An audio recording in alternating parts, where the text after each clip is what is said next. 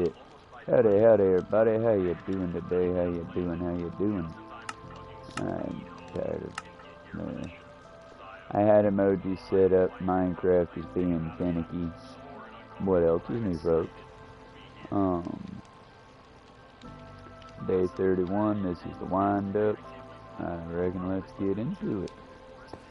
Right now, we're just building up the base. Still working on the top half. Working on mining down below. Taking extra excess materials to make a lovely bridge.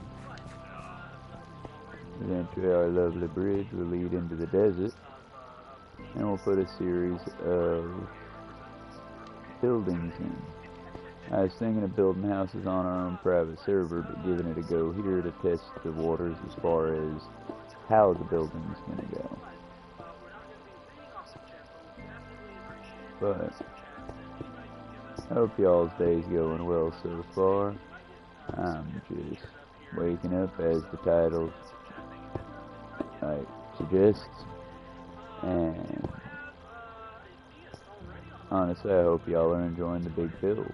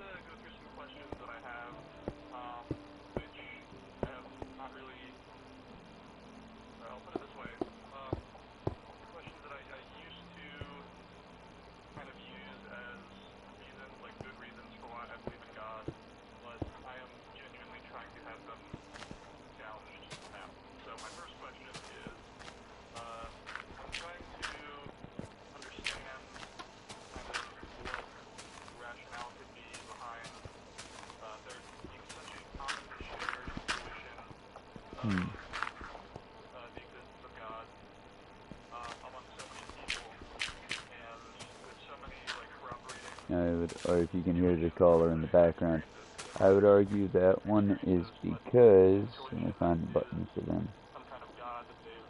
This is the line, by the way, it's caller William, he, him from North Carolina, and his argument was, for God, is there a way to explain the existence of all these variations of God that are common? Well, friend, I would argue, can you find me many common variations? I mean, you have a dozen different sects of Christianity, but that same sect is all worshiping the same God of Abraham, just different forms. Sort of like the many-faced God from Game of Thrones. Yes, I make lots of references, it's the way I tie in for people. But, again, I mean, you can't tell me that the God of Abraham, as mentioned in other works, but never really... Okay, the reason why is simple. We humans like to come up with answers for things, whether they're good answers or not. Hence, well, tigers can scent out human blood and track us for just the love of killing. Well, if you lived in India in the early stages of the development era, yeah, you'd probably think tigers were bloodthirsty monsters because you would routinely have them attacking your settlements, and tigers are known to be, well, vengeful. Look up the Bengal tiger that killed over 400 people during the development of some of those Indian places. Lions can also do the same. Look at the two lions that in the 16 and 1800s, I want to say it was, terrorized and it might have been earlier or later, but two lions terrorized a train camp where they were building a train track across West Africa, I want to say it was. But yeah, basically 2 lions kept packing people in because they were bringing people not from that area of Africa, but from other areas of Africa and China to work on their train tracks. And these workers, while good workers, did not understand the local megafauna, and so kept getting fucked up. I would imagine if they tried to, say, put a pipeline through Yellowstone, you'd have a whole lot of ignorant folks getting real hurt by bison and the like. Not because bison are just outright bloodthirsty monsters, but because there's a rule with nature, that there's things you do with nature, you know? And part of that rule, like with me, the reason I talk incessantly and have the unique ability, I'd say anyone that travels through the backcountry a great deal knows how to talk incessantly. Because if you're traveling alone, as I do most of the time, you don't really want to come upon a bear feeding or anything like that. And yeah, I've come across places where I know something had killed something recently because there was still blood on the ground, still a smell of fear and death in the air, and there was no there was evidence something had been killed, but nothing there. My guess is I ran across one of the animals that bring their prey to a hiding spot, and basically they were eating nearby. I very quickly took note of where I was at, the somewhat danger I was in, started singing a happy song, and moved the fuck on out of there.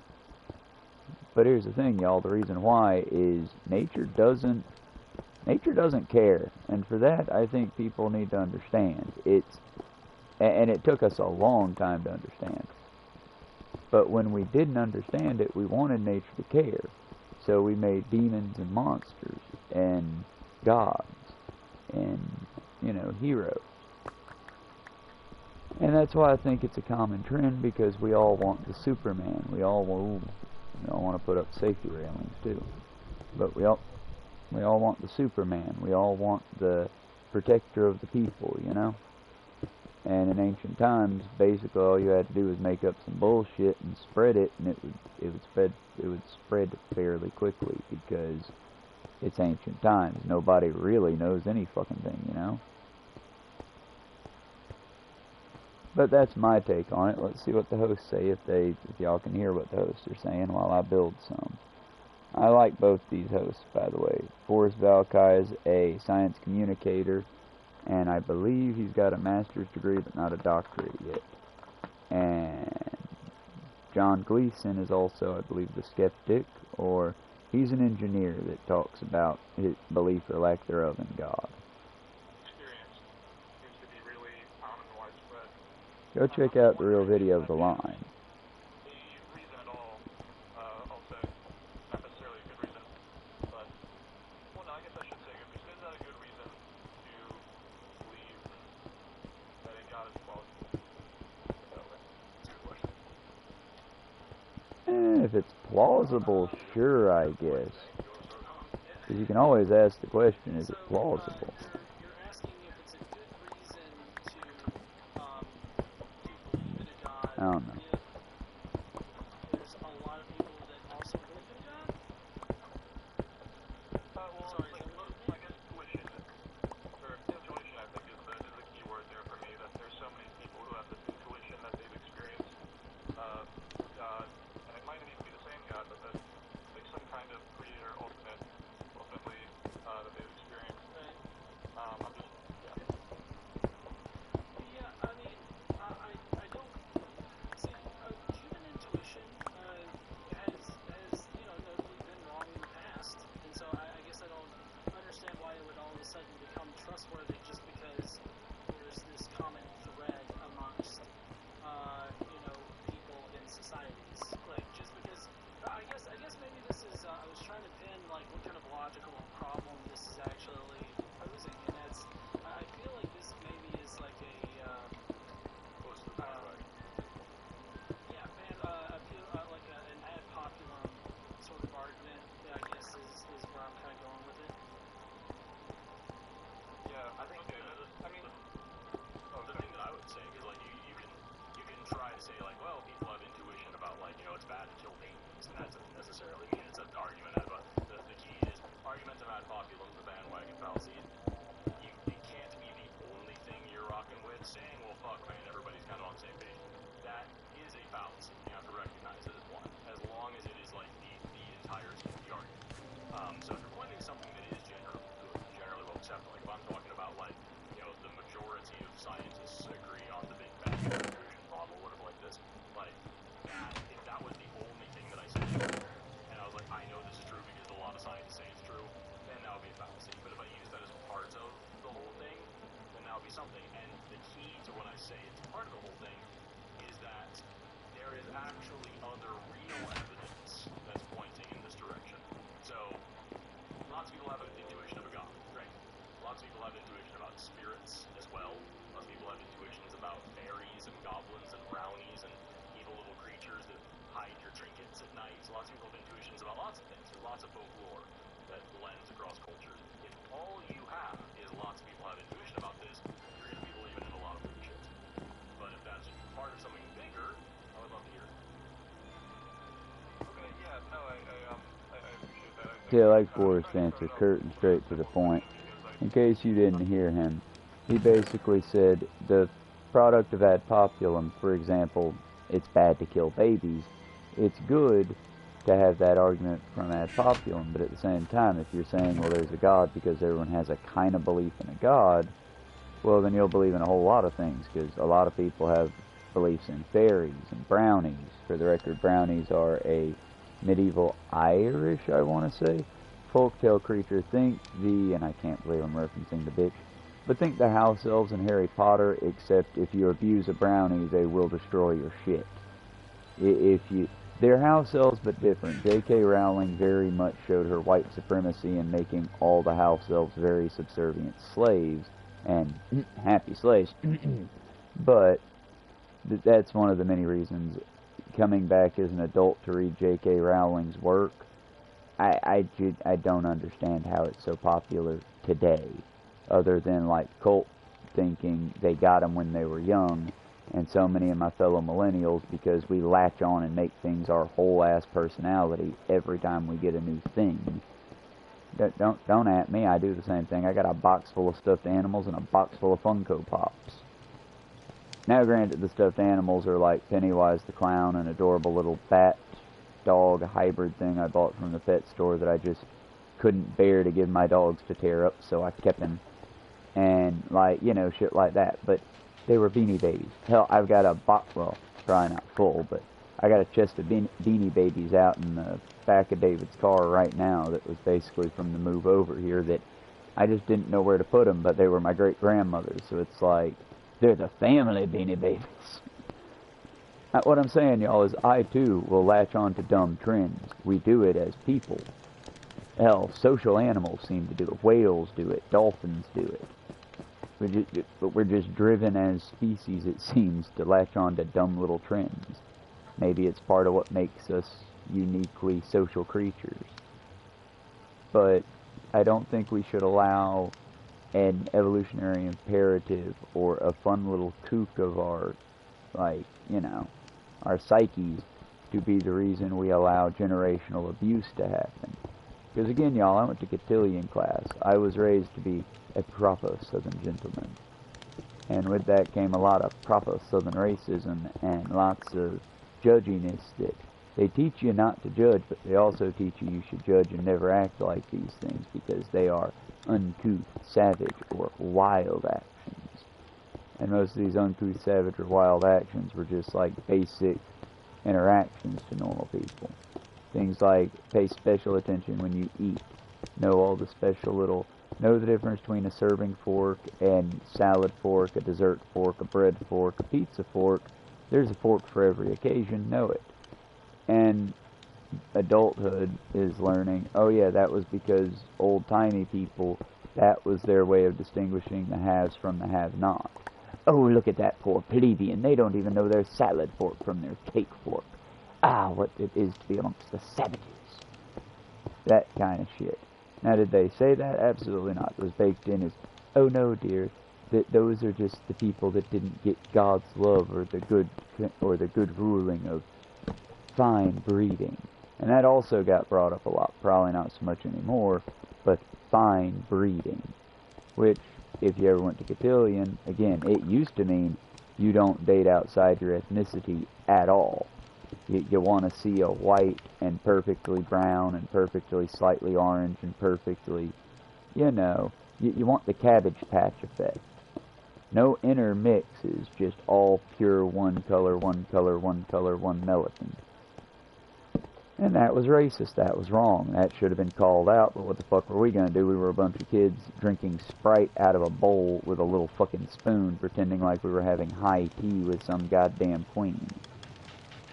Because again, the fucking early 90s were weird. It was before the internet, so if you wanted to call them out on it, they would then pull out some homespun bullshit tale of their youth, and how dare you insult people's traditions.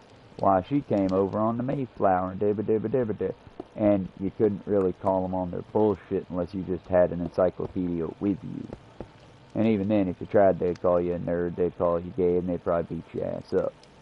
Don't ask me how I know. I tried very hard to reach these people for years. At some point, again, you just give up and start using the motherfuck words a lot. Because again, I'd rather be a savage than a fucking idiot. Like I said, y'all, got a lot of old, this is why it's the wind-up. Am I winding you up yet? Morning, morning, folks. I'm not trying intentionally to, like, piss you off, but I do think everyone should, or wake the fuck up to the things going on around them. And I'm here to help you wake up a little bit where I can. Just another mediocre, middle-aged white man on the internet saying his truth. Begging and welcoming anyone to come on and join me in my truth sharing. Because the other reason that I don't like religion is, as someone who's kind of, while not studied it, I went to cotillion, I went through the process of being the acolyte for my Lutheran church, being a youth outreach, to be in training to be a youth pastor. Never quite made it to youth pastor, kind of glad considering how, let's just say inappropriate. Let's say inappropriate their relationships are with minors most of the time. Kind of glad the church didn't like my hot takes on trying to fully understand. And that's the one thing, y'all, and that's the biggest thing I can tell you. If you start actually studying religion, like to understand, to know it, oh, folks get uncomfortable quick. Because they're like, you know, they think you calling them out personally. And it's like, no, I just want to know.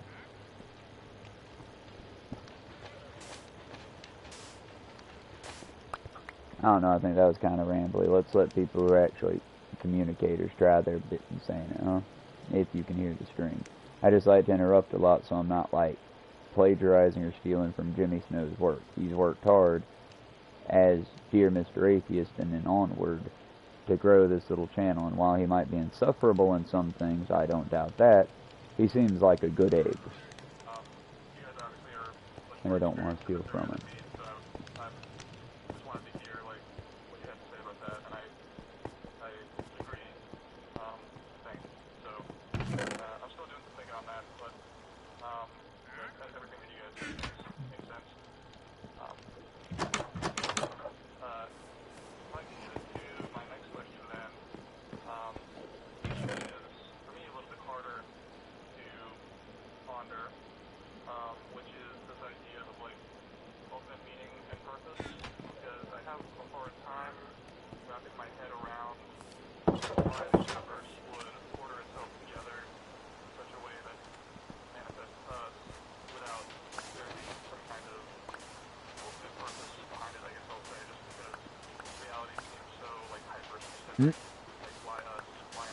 Puddle in the ground fallacy.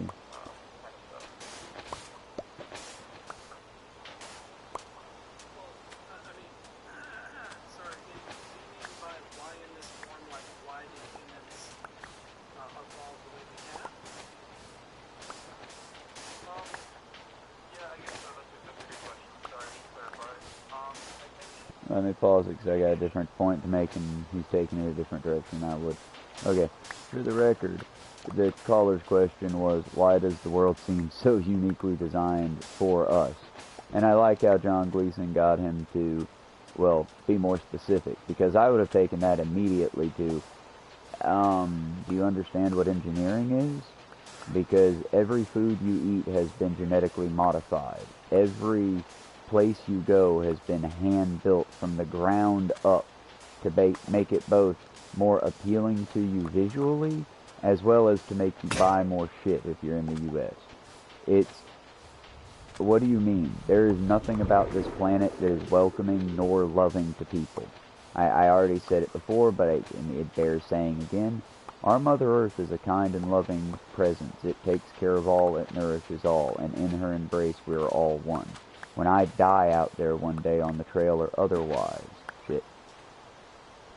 Understand, I know that I go nowhere. It's just the darkness taking me into an ever-eternal sleep, like having surgery. But the thing is my dead body will nourish the planet. Everything gets a return. I would say nature itself might be a presence of the divine, but no one's meant to be here, and that goes for us, that goes for the seals, that goes for the fungi that grow us, everything. We are only here so long as we maintain the balance around us. And once we stop, and sometimes it'll happen even if you don't stop maintaining the balance. I mean, what the fuck the dinosaurs did. But as long as the balance around us is maintained, we get to go on living. Once we lose that balance, i.e. the heat shifts, I mean, go outside right now without the means of keeping cold and go run a 5K. By that 5,000 meter, I'm assuming nobody's running 5,000 fucking miles, but I'm assuming 5,000 meters or 5,000 feet runs. Go do a couple of those. Hell, go do a couple, okay, y'all, probably a controversial thing to say. My coaches called them suicides. But basically, you would go out to the field and track where they play the football, or in your case, if you're from a better, more cultured country, the football or soccer.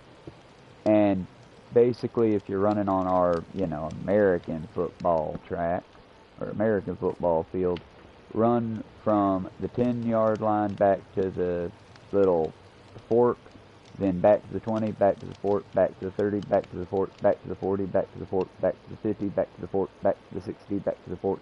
And you do that all the way to the 100 mark. Each time you hit 10, you go back. And you're running this whole time. If you're doing it like we did in the fun camps, they're throwing balls at you while you're running. They're throwing the little football spike thing at you. If they're doing it correctly, they're doing it in a playful way, not aiming to hurt you, just aiming to, no, come on, buddy, you gotta keep moving, keep up, keep up. But, again, it's America, and these are children, so of course, if you fall too far behind, everyone's gonna start pelting those balls at you. We're mean little apes, but, like I said, try going out there and doing that. If you do it in the dead of heat of day, you're probably going to die. So don't do it like at 12 o'clock Georgia time. But still, the planet was not in any way made for us, friend. We shaped this planet to its very root in making it more friendly for us. Because otherwise, you've got poisonous plants that'll make you want to scratch your skin off. You've got a variety of... I mean, hell, just walk out in nature, and please don't do this. Please don't fucking do this. You will die. But just walk out into nature around you and eat something that looks edible. Oh, this is green and it smells like nature. Just... Oh, God, why are my insides coming out now? Well, because that thing was full of a very toxic chlorophyll, and now that toxic chlorophyll is affecting your body. Nervous system on up. Check out hemlock. Check out... Hell, just read a local guide on what not to let your kids play around, because... it looks... Tell me the planet was made for us, but the gimpy tree exists. I'm sorry, it's coming from the line directly, but the phrase, a goldfish in a bowl in the desert. The goldfish in the bowl assumes the desert was put there for it. The puddle in the roadside, the pothole that takes on rainwater and then becomes sentient. And because it became sentient in that hole, it assumes that the hole was made for it. And it assumes that the hole was made for it all the way up until the point that it vanishes in the sunlight. That it evaporates completely. Because, well, the hole was made so perfectly and I fit in it so properly, it was surely made for me. Well, long story short, the planet was not made for us folks. We shaped it, from our very first ancestors eating the brains of the fallen babies around us and eating the brains of other rival species around us, to the first ape that stood on its hind haunch quarters in order to get an advantage in either reaching for something or using a tool, realizing that our hands could be very useful as more than just running implements. Everything we've done, every choice that we've made has been a step forward in this internal dance, but not guided by some divine hand or some divine right, guided by, does it work or do we die? The reason that you don't see the failed experiments that our dear mother has put out is because they don't make it. They die. And again, I'm not saying that as evil world. No. That's not the case. The world is very, very, very hyper efficient. And if it does not function in that world's view, it's just consumed by it. Our mother, the wonderful good nature that she is, and I'm not beseeching her, but she is an ever-consuming entity, taking in life and spitting it back out in various forms. That's not to say your consciousness will come back as a tiger, or a bat, or a fish, or a roach, or a inter-creature, beautiful or ugly, depending on your viewpoint. You just die. We end. When our consciousness, when the brain meat stops sending itty-bitty sparks that we're having trouble understanding, we just stop. When I finally go to that great barbecue in the sky, or I'm walking and I start to smell breakfast items, and then pass out and fail to wake up. That day, Travis, the person that does these forms, the person that screams at you to help protect nature and to work together, and we're in it together, that Travis dies. I'll be gone. I'll be not in heaven, not on some grand hunting field. I'll be gone. I'll be gone, you know? Cease to exist, annihilated. But all the work I did, everything that I thought and cared enough about to put down, well, so long as there's a living person to think about that and speak about it, a teeny tiny part of me lives in your hearts. But that's a social part of me. For the record, every time I bring up my grandmother's good work, or my great-grandmother's good work to try to fight for Native Americans, I'm intentionally forgetting her very, very, very, very racist view of black folks, or Hispanic folks, which I would like to think in the modern world she wouldn't be afraid of the book and she would actually read it and realize we're all the same. When I speak out against her hyper-Christianity, it's because that's not the way. And time has passed and I have learned things that she would not have had the chance to learn because she died before we got that information readily available. Am I making sense, or am I coming across as an asshole? Because I don't want to be that asshole, you know? I don't want to be the, actually guy. But, actually, this is why I feel like. Also, I like the Jimmy Snow program, The Line, because it allows me to basically back jump off some of their talking points. And in a safest possible environment imaginable, bounce these ideas back and forth. For the record, if anyone on this wind-up would like to pop into chat and argue with me, as long as we can keep it civil, folks, because again, there is no need for real-life people to get hurt and or upset and or have our days ruined over long-dead gods that don't give a shit. And before you say, but my God is a living God, no, stop it. Stop it right now. Because if your God is a living God, let's do it. Let's do a little experiment right now. I'm a schizophrenic person. My heart and mind is more open than most. Have your God DM me right now. Just have him come into my head and give me a repetitive-ass number. And then we can play a game. Because I'll say 3 numbers, and you'll need to guess which one your God gave me of those 3. But we'll need to find a way to prove that you had that number and you didn't just pluck it out of a hat. Similar to, I'll need to write it down and we'll have us a little fun time. Ow, kitten. Ow, fuck you, stop that. I love you. Do not claw into open wounds. That fucking hurts. My lovely little snuggle cat decided to dig into a burn that I have on the side of my leg from work and getting a little too close to the fire when we were busy. Well, flat top, but either way. This cat thought the skin felt nice, so fuck it, it's our balding baby Oblivion. She thought the burnt skin felt nice, so she just ripped open a scab real good, and my God, did that hurt. But like I said, y'all, this cat loves me as much as any cat can love anyone. Why did she do that? Ow! She did that one to get... Ow! She did those to get my goddamn attention because she doesn't know how to sit in a chair properly. But she's not trying... And she's off. She's not trying to just be a dick. She wanted attention and love. And in the case of clawing the open wound and that hurt, she wasn't trying to hurt me. Just to her paw pad, the burnt flesh scarred skin, well, freshly scarred skin, felt real neat, and she wanted to just wipe her hand on it. The problem is, being fresh, scarred, and healed, that skin is super duper sensitive, and she just decided to, you know, owie.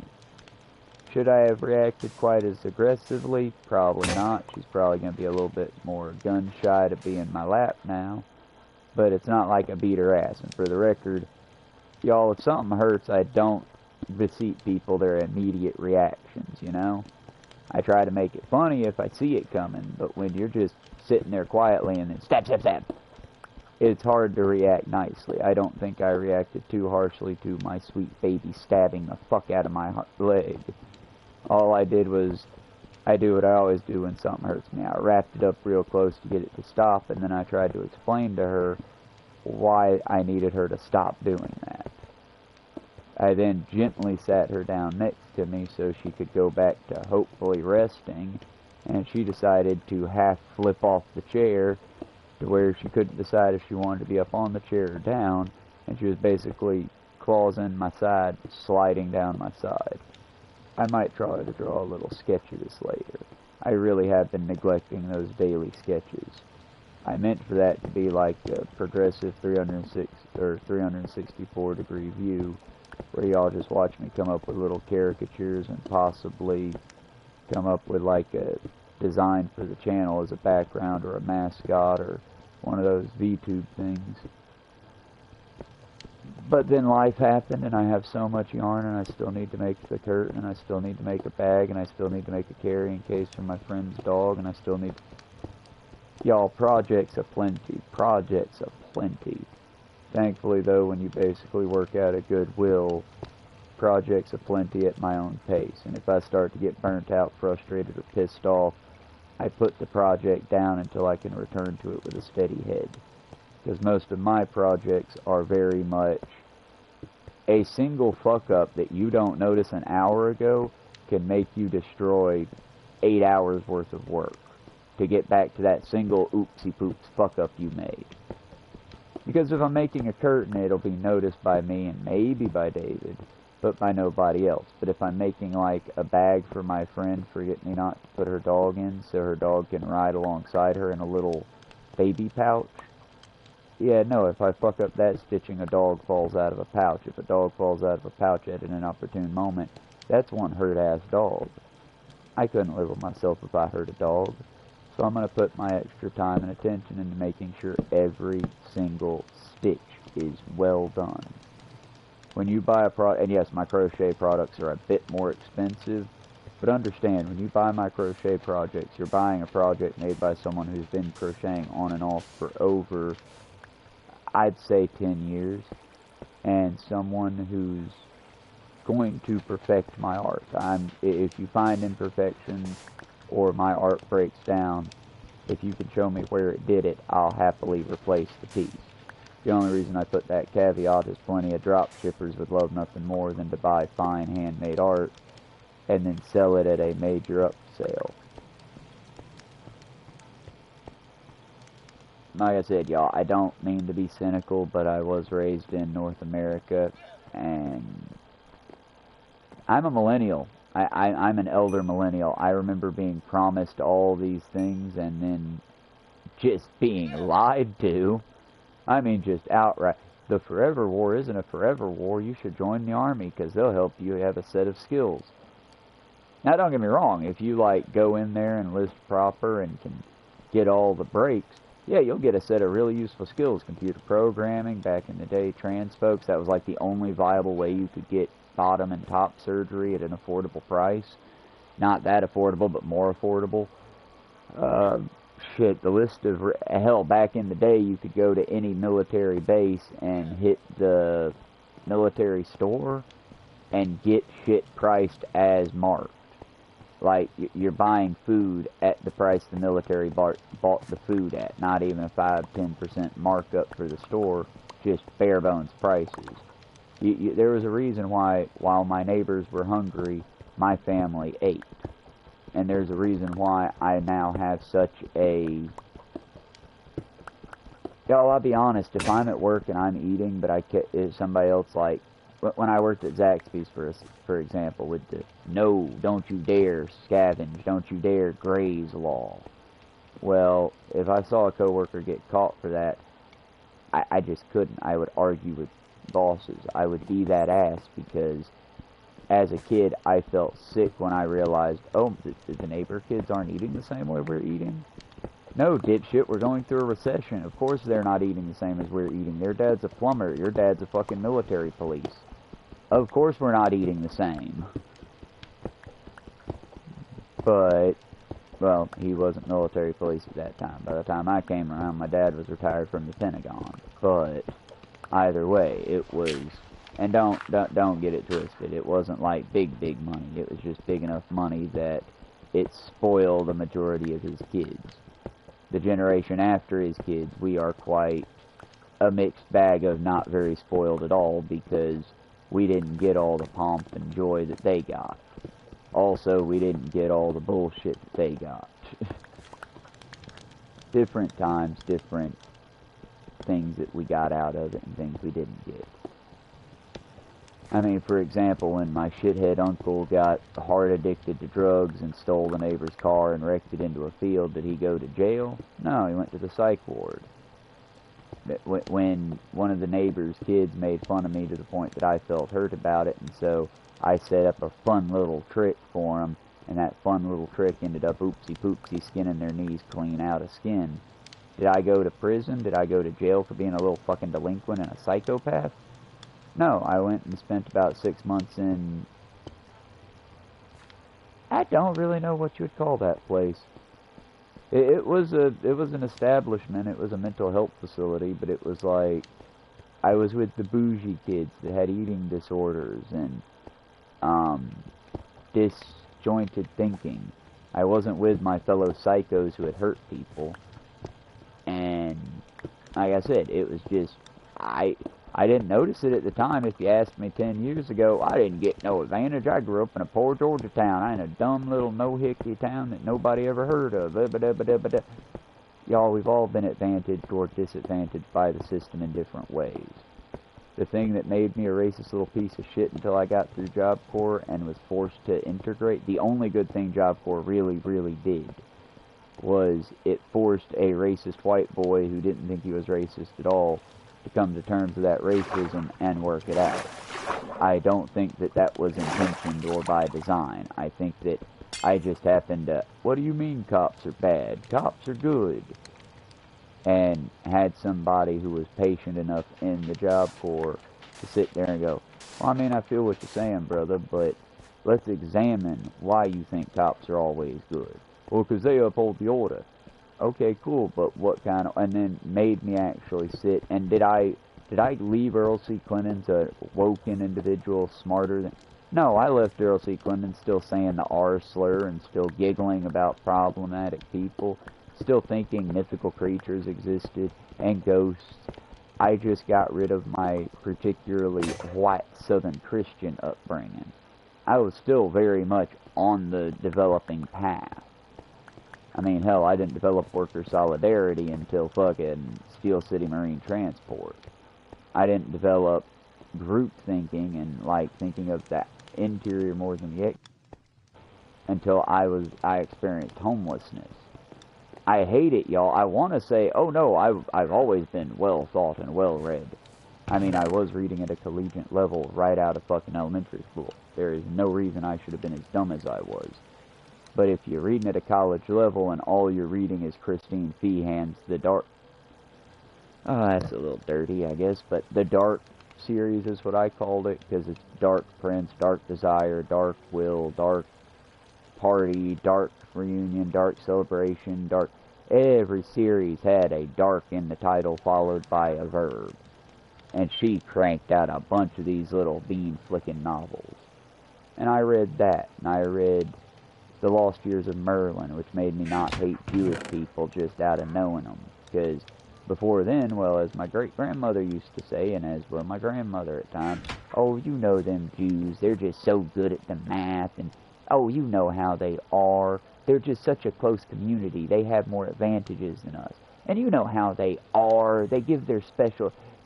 Y'all, for the record, anyone that goes, you know how they are, I'm not saying be aggressive about it. I'm not saying pull that angry black individual trouble. Oh, what you mean they? What you mean them? What you mean they? No, but just ask it in a calm way. Ask it in, okay, I feel you, but what do you mean they control it? Well, you know, Jewish people. But do they? Let's check the stats on businesses owned by...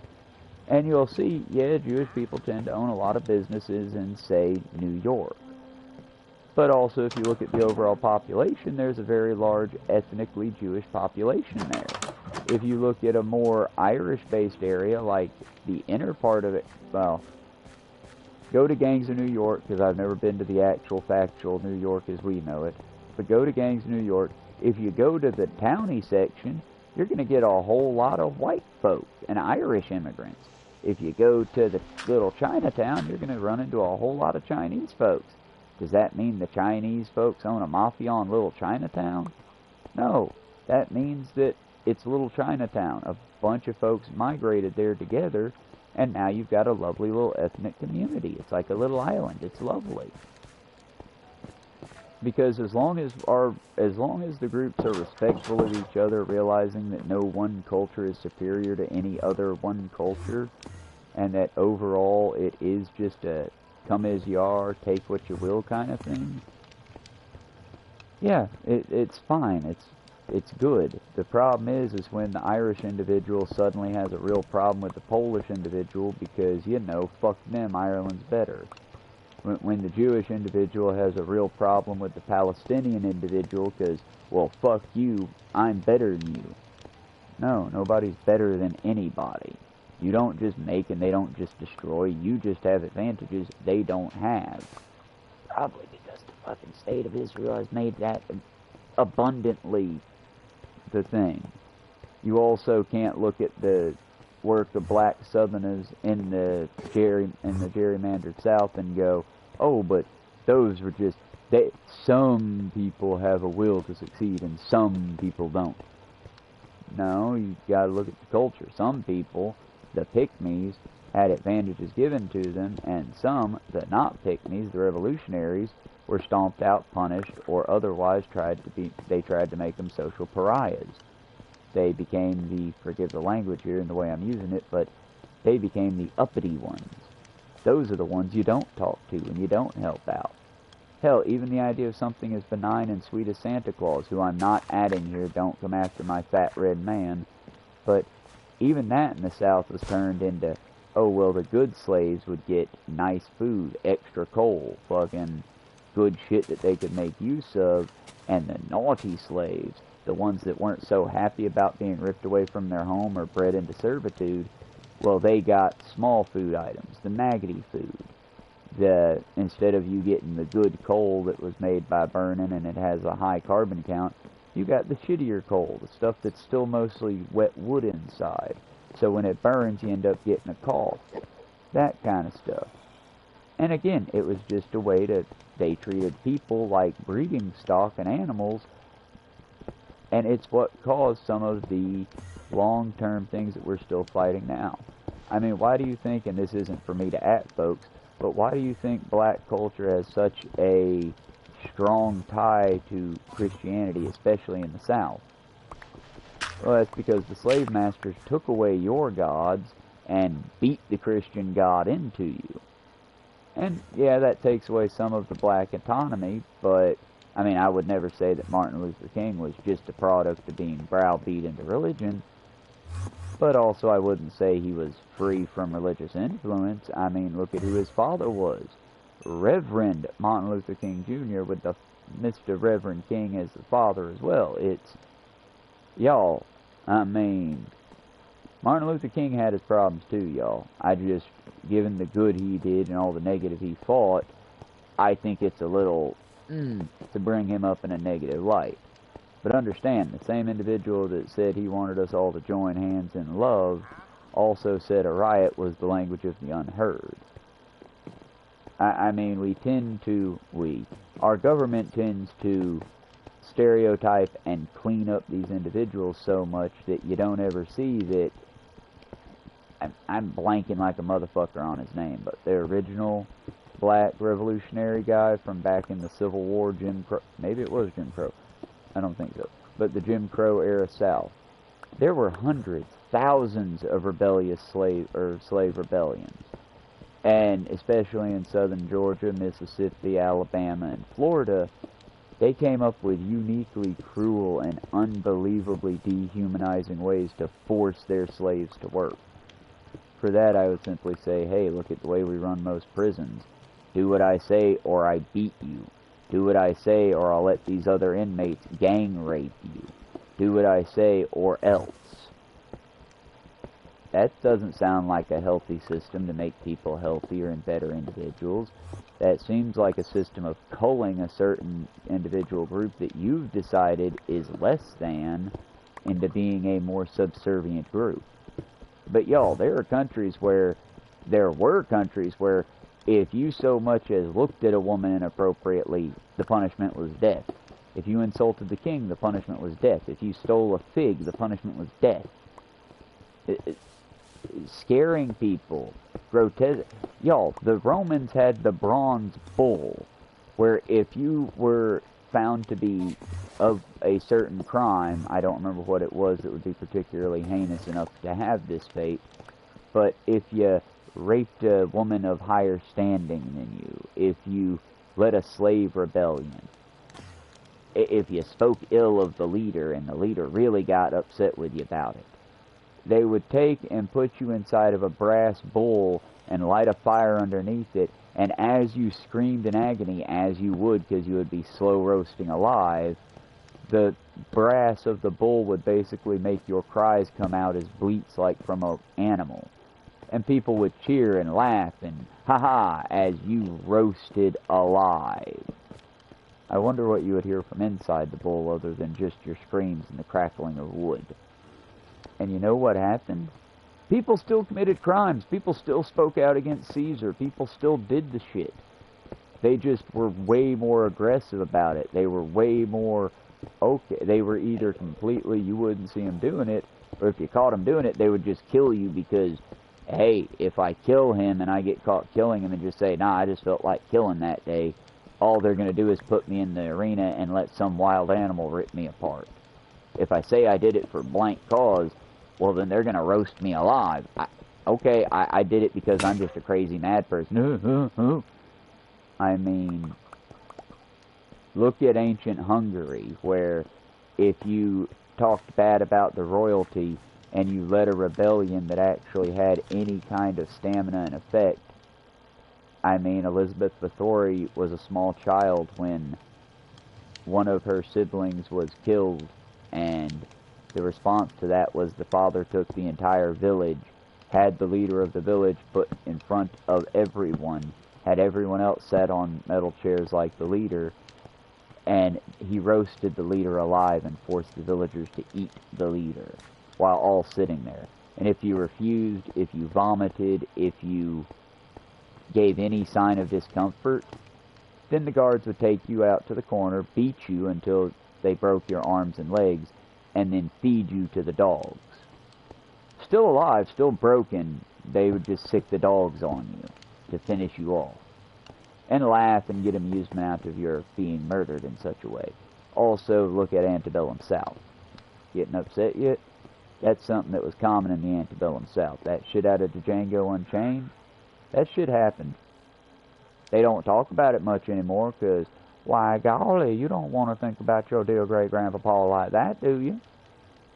Well, yes, the fuck I do if that's what happened, because Grandpapa should be thought of as a piece of shit if he did that shit. Well, they were just a product of their... I'm sorry, no, because I don't care how much I...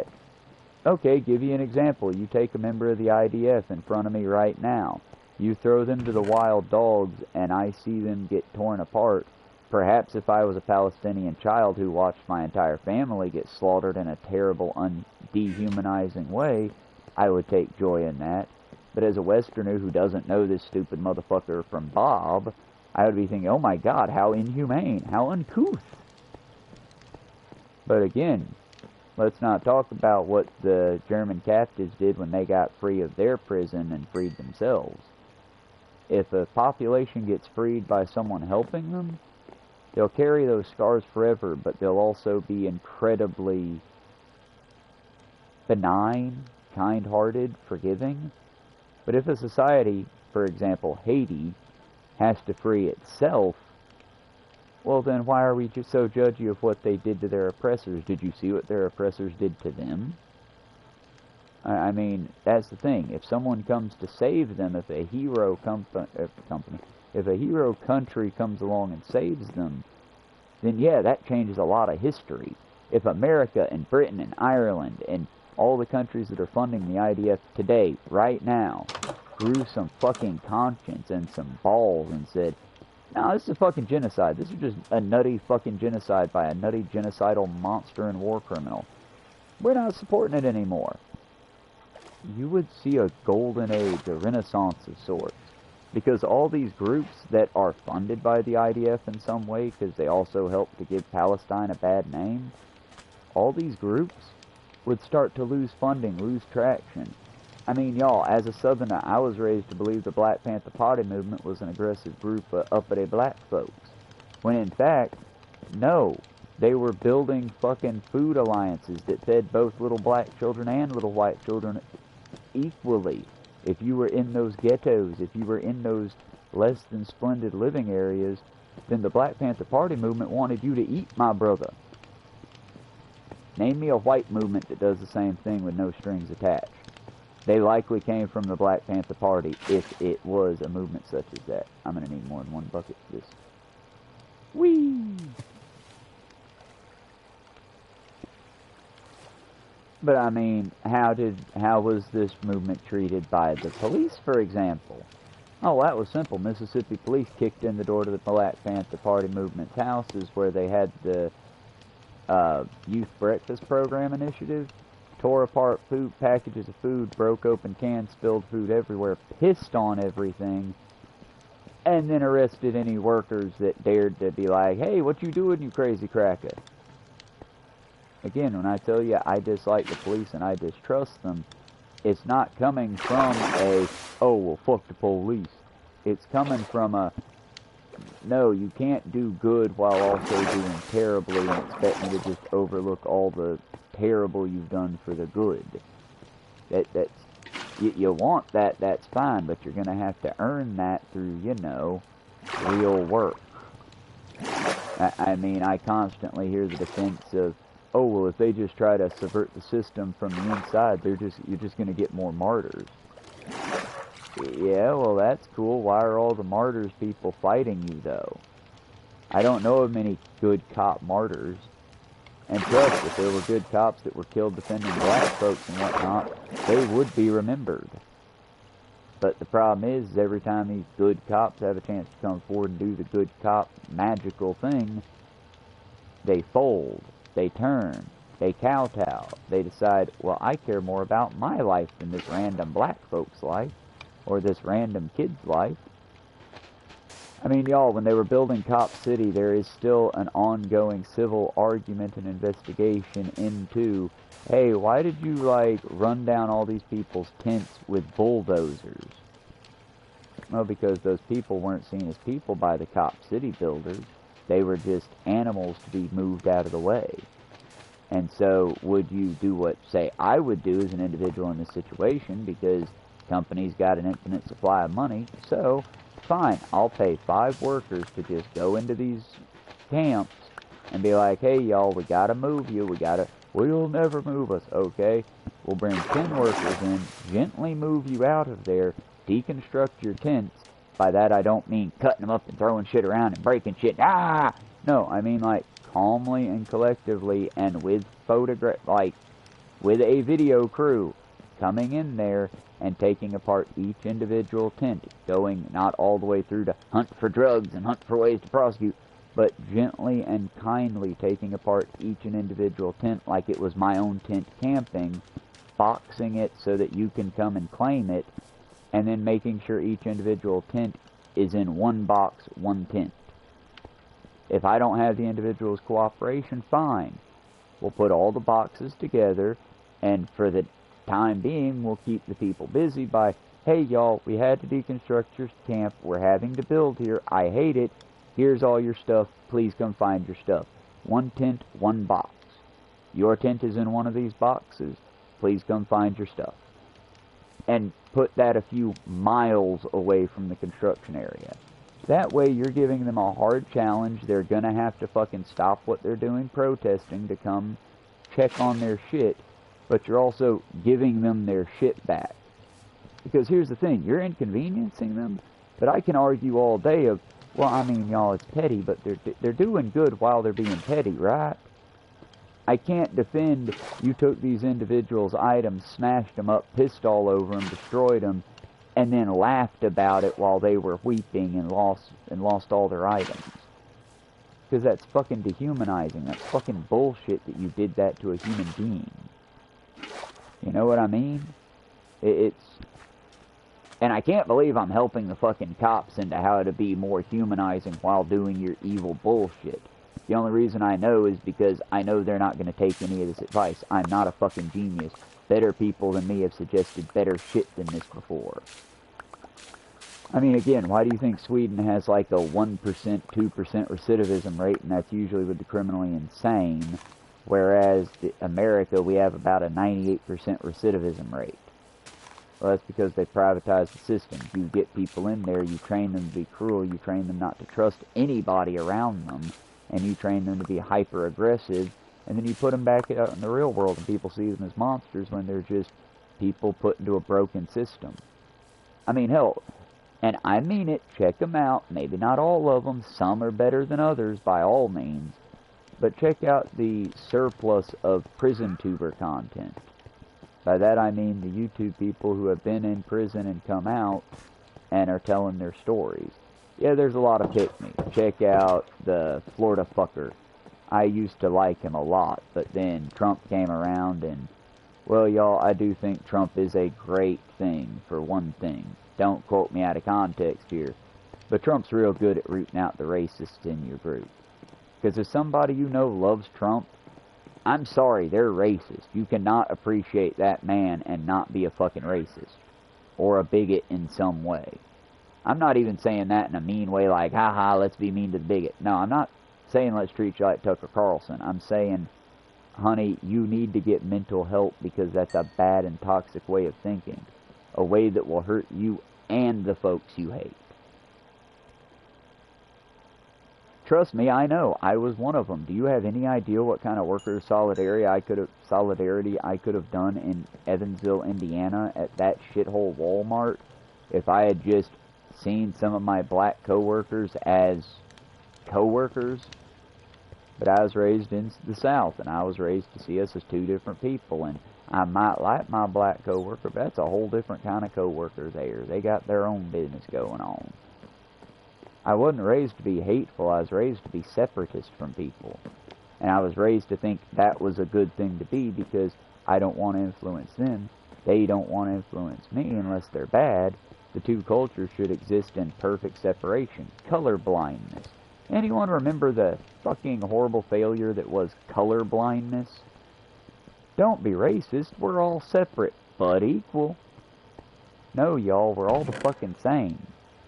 And it took getting rid of religion in my life and understanding zoology, understanding that we're just apes that put on pants, to really, and that's why I don't like religion, y'all. That's why, for all the good I hear people say it does, I just referenced a very lonely, very angry Southern boy who wouldn't have been nearly as lonely or as angry if instead of his parents handing him a Bible, they had handed him a biology book or a psychology book or all the things I've learned. Part of it's been out of spite and anger for what I've lacked. I'm like a man without food finally given sustenance. A man who's only been given, sorry, my analogies fall apart. I need something to drink. Oh, that's a good one. Like a man who's been giving nothing but fetid pond water his entire life, and I'm finally given a drink it anywhere straw. One of those filter straws that turn almost toxic water into clean drinking water. To me, that drinking water would be a miracle, a miraculous event. Dare I say, possibly even evidence of the divine. But in truth, nah, dude, it's just this invention that we've had since the fucking mid-90s, but you're just getting to experience it now. Why did I do that? Why did I do that twice? Crap, I'm gonna have to get fresh water from somewhere else. And that's what I think science can be once you understand it. Once you get over the petty need of, oh, I'm going to disprove this, and instead get into the, I understand that this is a provable fact. Now, how? Oh, I poured it into the crack. Fuck me. I've been flooding my base. There we go. I don't like that concept of the new water, but I still like the new water. The fact that y'all, for anyone who doesn't remember the original water design, it was originally that blue all the time. It made it real easy to find and fix leaks without having to get pushed by a current, but it also made it really shitty.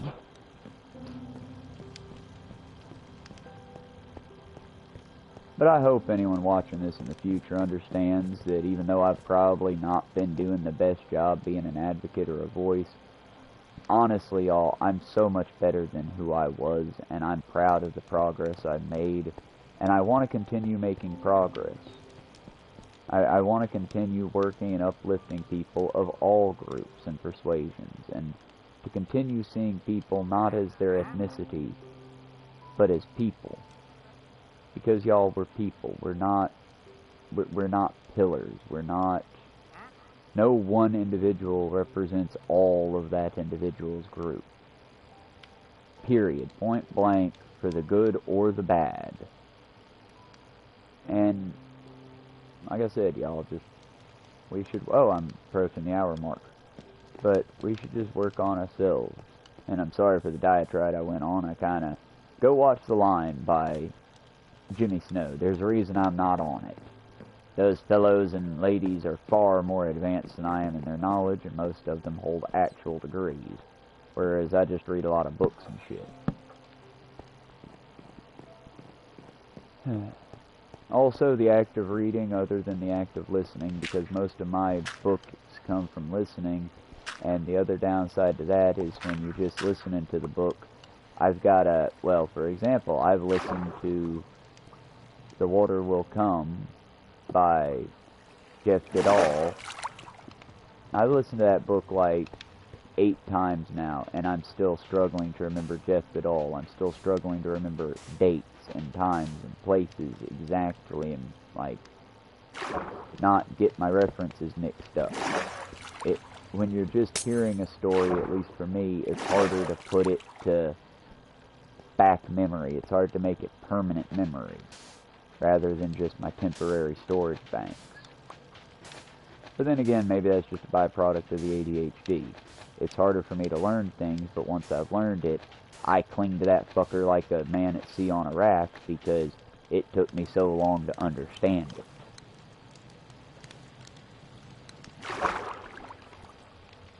Like I said, y'all, we're all just on that quest. We're all learning and growing, I hope. And I hope your quest goes well today. I hope you do the thing you're trying to do, as long as that thing is to benefit your fellow people and your fellow man rather than some corporate cunt. Also, I'm still trying to bring that word back. That word is not a fucking slur. If the Brits get to say it all willy-nilly, and the Irish and the Scots get to say it all willy-nilly, damn it, I want to say it all willy-nilly as an American. Hell, most of us are trying to bring back the R slur. Mine doesn't even disparage people, because I call men cunts more than women. In fact, when I call a woman the C word, that's when it feels kind of like a slur. That's when it kind of feels like, oh, I'm sorry, I did not mean to offend. I wanted to be mean and funny, but I did not mean to offend. I don't even call my lady cats cunts half the time, because that feels offensive.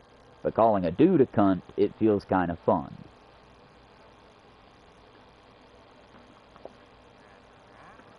I don't know, maybe I'm going to be making an apology video here in 2 months when someone in chat comes in and is like, hey Travis, you keep using that word cunt, but I need to really break down to you why it upsets me. And I'll be like, I'll hear you out. Because y'all, eventually I'm going to get one of those call-in things where we can actually talk, like back-to-forth talk. Because I feel like that's how we reach out to each other.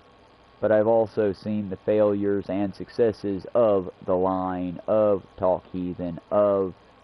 These are different programs, by the way. Talk Heathen, The Line, the Transatlantic Call-In Show. Different networks, 2 different networks, but the same concept. You call in, we talk, we find middle ground if middle ground can be found, and we build on that. I feel personally like the Talk Heathen and that particular community does a better job than The Line. But I will say The Line has a good place, and that is that it is a good battleground. If you, genuinely, I mean it, if you're a Christian and you think you got that shit down, you got it on lock, call The Line, test your shit. Understand that Line is a little bit more Jerry Springer than the other one. You might get told to shut the fuck up, but you will get your time to speak so long as you're polite. And on the other one, well, that's an FCC charity, so FCC recognized charity, so they hard stop on politics and things like that, whereas Jimmy Snow's The Line, no, you call in there if you're a Trump supporter. I want you to. That's fun as hell for me, because they tear you bastards the fuck apart. But that's the thing. On the other one, Talk Heathen and stuff, they can't really do that, because being an FCC charity, and a secular one at that, they have to play by the rules, because if they mess up or do a bad, oh, there'll be Christian rats crawling out the sewers to call on the government to go after their funding. But you've got several churches that, you know, well, Trump was chosen by gold, and those devil Democrats. Y'all, for the record, if someone uses the word devil Democrats or anything of that nature from the pulpit, they need to lose their tax-free status completely. That's no longer a church. You're no longer listening to God's word. You're listening to a salesman, and they're pitching you either fascism or some form of fascism. What I'm saying, folks, is if your religious leader tells you who you should vote for in any way, and I mean any way, then yeah, immediately drop that Bible, walk the fuck out that building. God isn't there anymore. That's become a building of politics. How do I know? There are plenty of hippy-dippy communes that, well, man, I just like Jesus, man.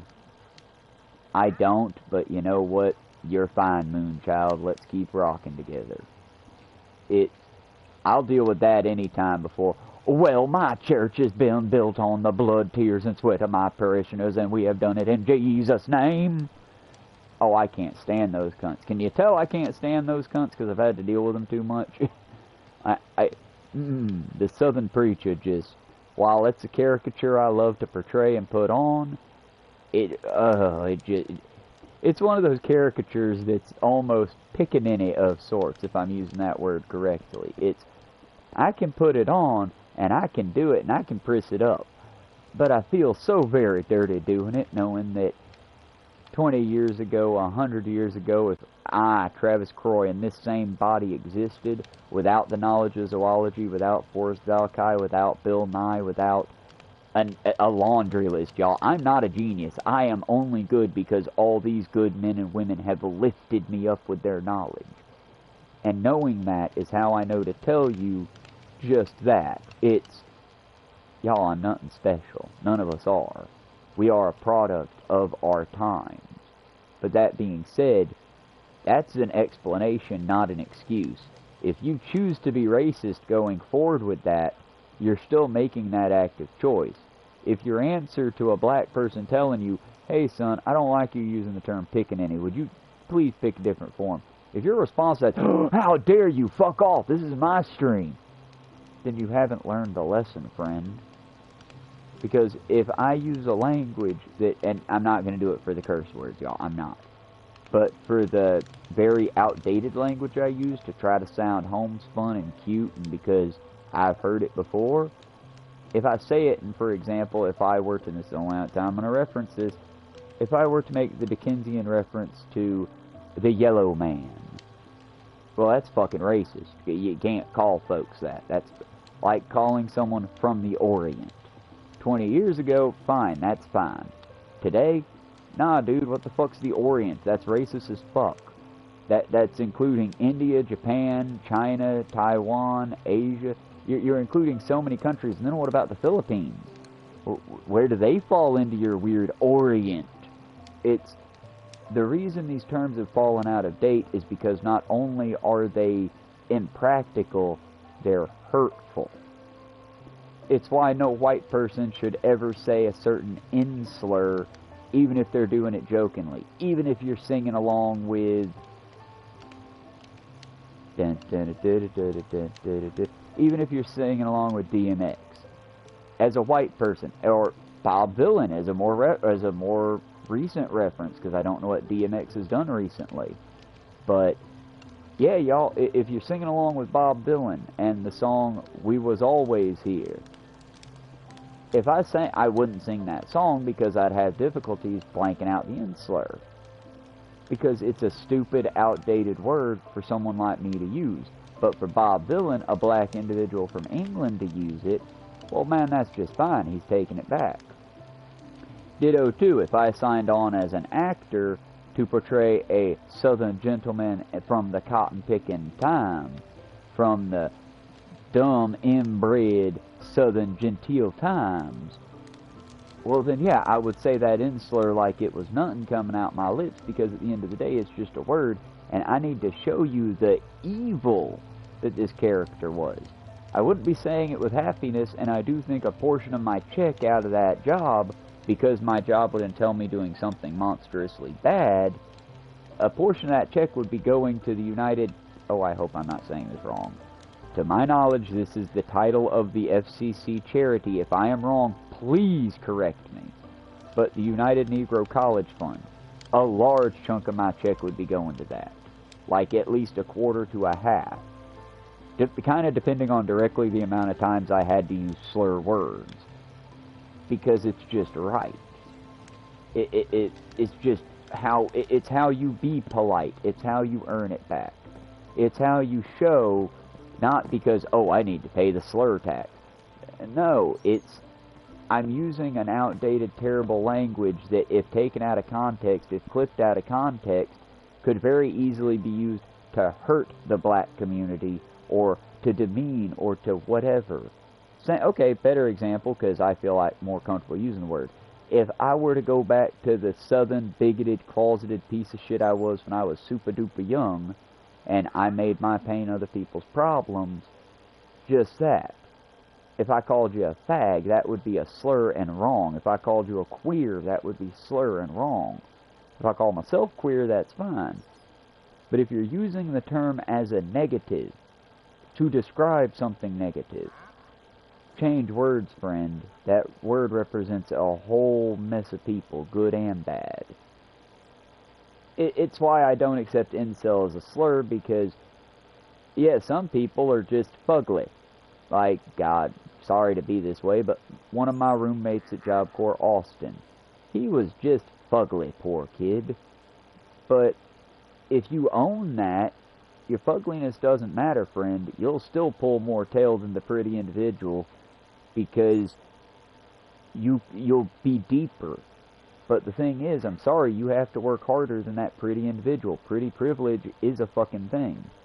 Same as if you get pulled over as a lady and turn on the waterworks, you're certainly more likely to get out of that ticket than if you're a dude that gets pulled over and turns on the waterworks.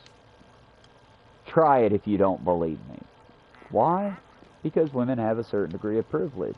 Unfortunately, guys don't get too snippy with it because, hey, who can walk into a crowded room, say something in a commanding way, and have a large group of people just, yes sir, and go with it? It ain't the ladies, y'all.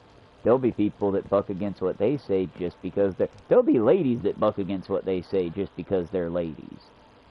So it's like, you know, the world is complicated. And if a dipshit southerner like me can understand brain science from just wordy word books, all I ask is y'all understand the language that we've all agreed that's the only language Americans will speak. Because again, I use words like bonito and muy bonito and muy mal, and if I use teeny tiny little catchphrases from other languages, motherfucking some Americans think that I'm dual and quadlingual, and I'm like, no, I know how to say I know how to ask where the baño is, because that behooves me to know that tiny information. And it does better than me trying to play charades while trying not to piss my pants. Assuming baño's bathroom. Same as I can ask where the library is, or biblioteca.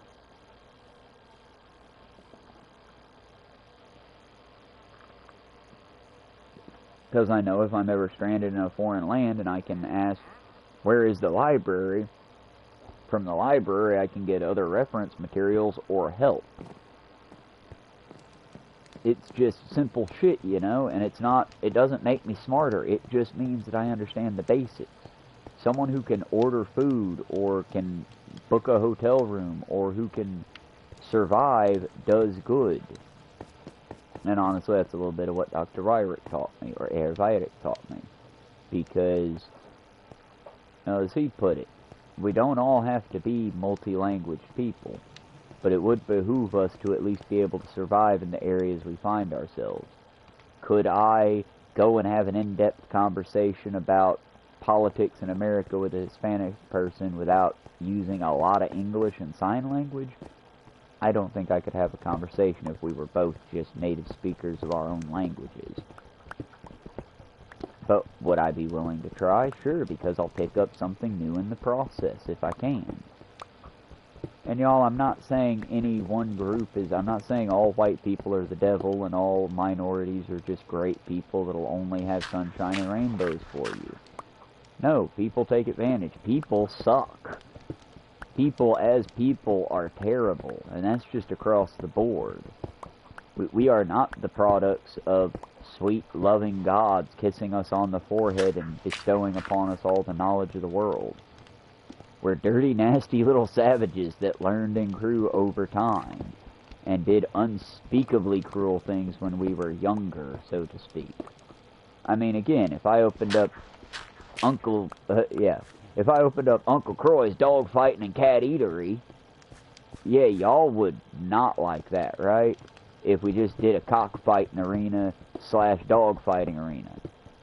Well, hell, if we go back to just 60 years ago, go out into rural America, and cockfighting, dog fighting, cat fighting, it was basically Pokemon, y'all.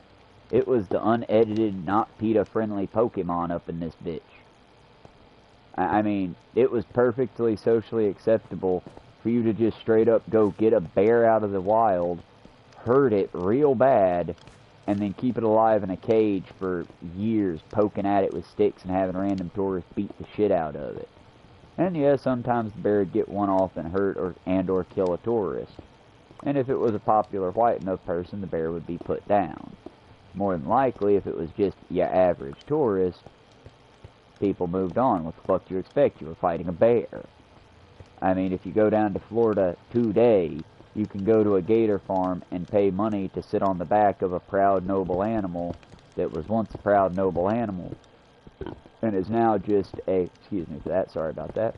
but is now just a spectacle for tourists to sit on and mock. That's why whenever they get bit, I laugh at them, and why I'm all for the alligator farms, alligator ride nonsense, but let's add a level of nature to it and let the gator have his teeth.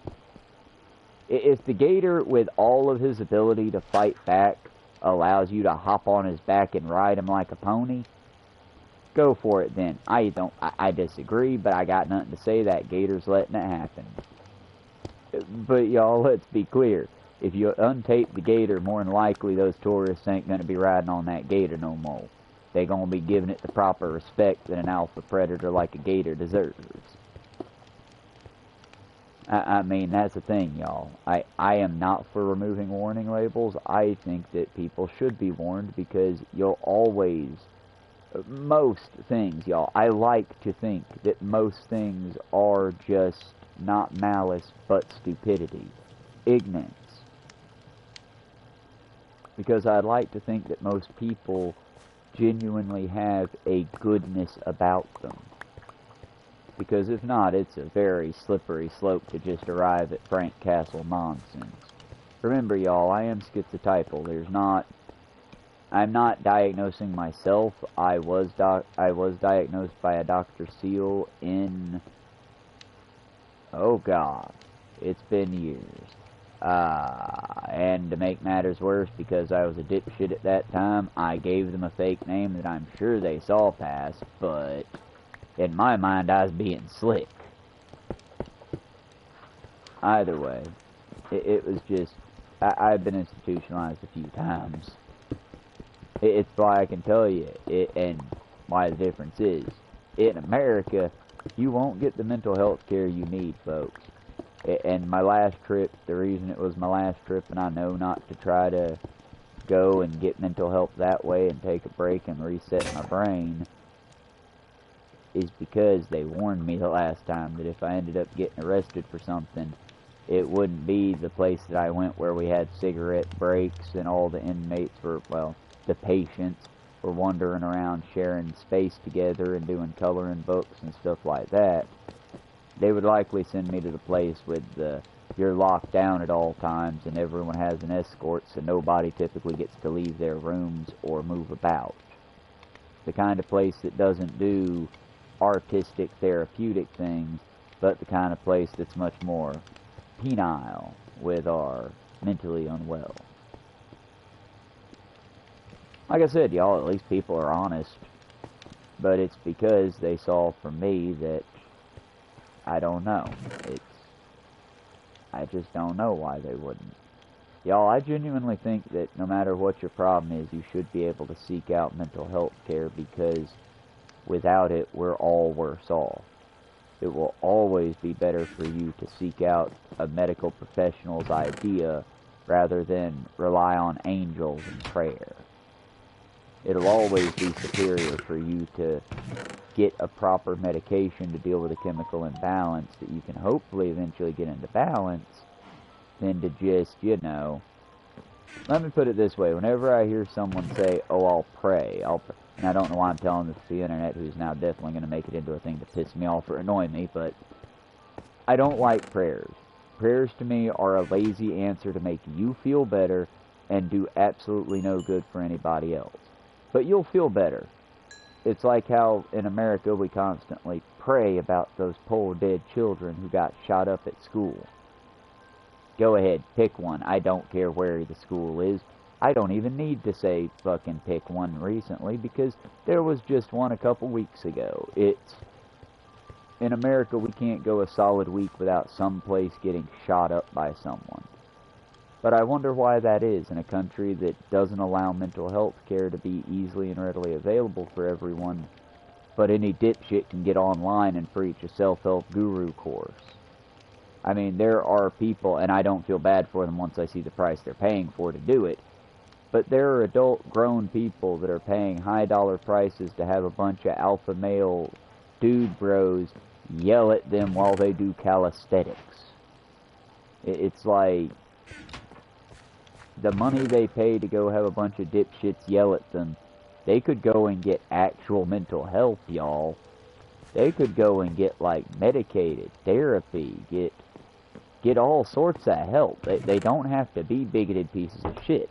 But instead, they're willing to pay $20,000 or more to go have another man yell at them while they do push-ups on the beach.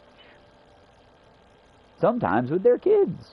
And it's just, what you doing, friend? As I said, I think as people we should be building each other up, not tearing each other down. And don't get me wrong, I think you should be roasted. I think if you're doing a dumb thing without any clarity to what you're doing, like if I was just getting on here every day and talking to y'all about Grand Lord Xenu and the aliens above coming to rescue us all, I would hope somebody would eventually reach out and fucking shut my ass up. I mean, to quote a very famous, very unneeded for introduction, Seth Andrews, y'all, the main reason I'm upset with religion is the experiences it robbed me of because of blind hate and ignorance. The relationships I didn't have because I was just an ignorant Christian kid in the South. And above all else, y'all, there's a quote in my high school paper, The Phoenix, which I'm so glad y'all will never be able to find it, where I am just leaning, and I can't believe I'm about to say this, but it needs to be said. We all come from bad places. Okay, I don't know why people are so depressed. If I'm depressed, I just get to work. It's a matter of thought. People just need to work harder and keep away from their depression. Y'all, I was in high school, I was a dipshit, no, that is a terrible thing, little Travis, you're an idiot. But, it's published, it's out there, it's in the Cartersville, or the Woodland Phoenix, whatever the local school paper was.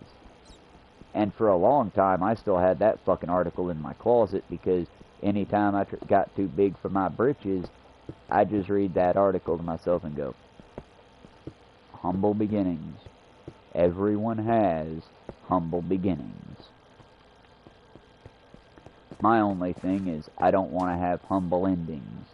Every day I try to redact and fix what idiot Travis talked about back when I was young and stupid.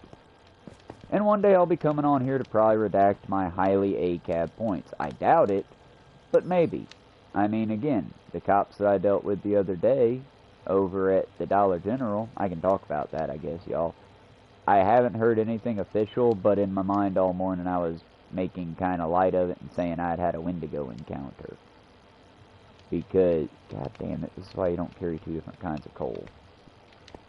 But it was because I went outside and I heard strange human-esque noises that woke the neighbor up, and, well, one of the neighbor's kids, because one of the noises I heard was the neighbor's kid screaming. But probably the neighbor's kid had a nightmare. Again, that's a probably. I'm not positive of that. But they heard somebody supposedly saying, "Help me," from under their window.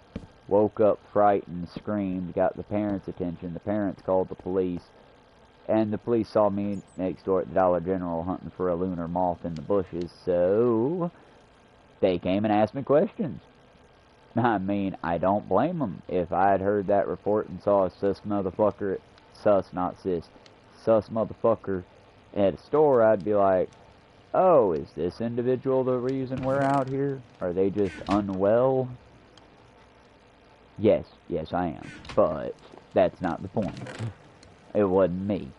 But what that made my brain go was, oh, well, that's not good, because did the kid get woken up, get scared, they make a bunch of noise and scream, and that got my attention?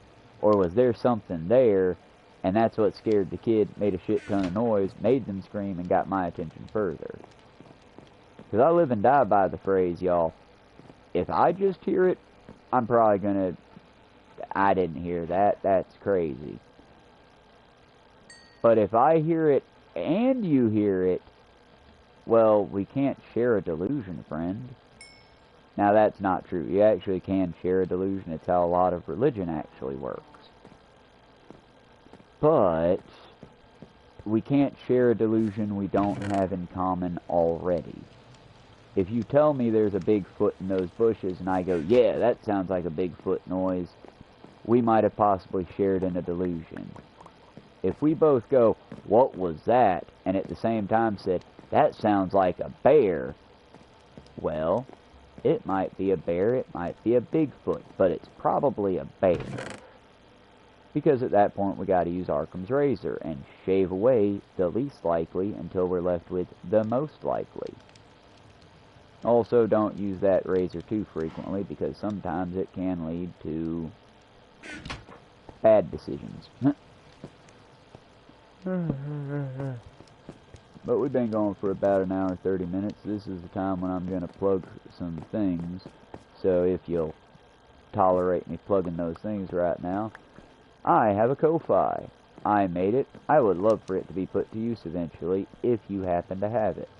But right now is not the time for my Ko-ffee. Travis Croy as HHAG.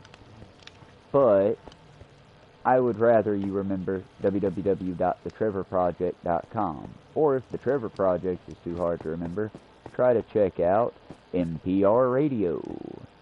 Because, or, if you really want to help out the world, give to PBS Broadcasting, especially for kids, because they've been defunded a lot. They did not cut PBS completely, but they cut them down so badly, PBS is going to have to make real decisions on what they do and don't make, which was the plan.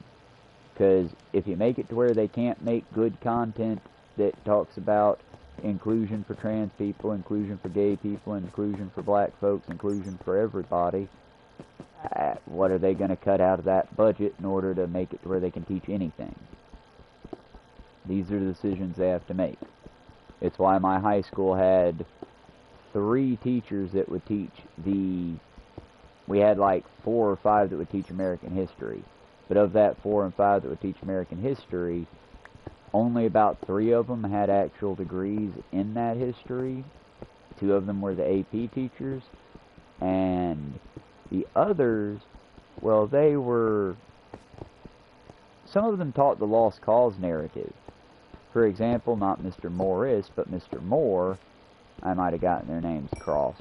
One was a literature teacher who taught history for like a semester, and he did not do very good at it. But he had a lot of heart, and his real passion, what he was good at teaching, was literature. He also ran the poetry club. He was in a bunch of different things. I was actually kicked out of his poetry club because my poems were too dark and graphic. I get it, but also, fuck you. Poetry should be about putting your pain to paper, as you put it. Well, write me a happy poem. Now I have the words to say, sir, I'm a queer youth in the South and being browbeat daily to make me less queer and gay and strange. There is no happy to my dialogue.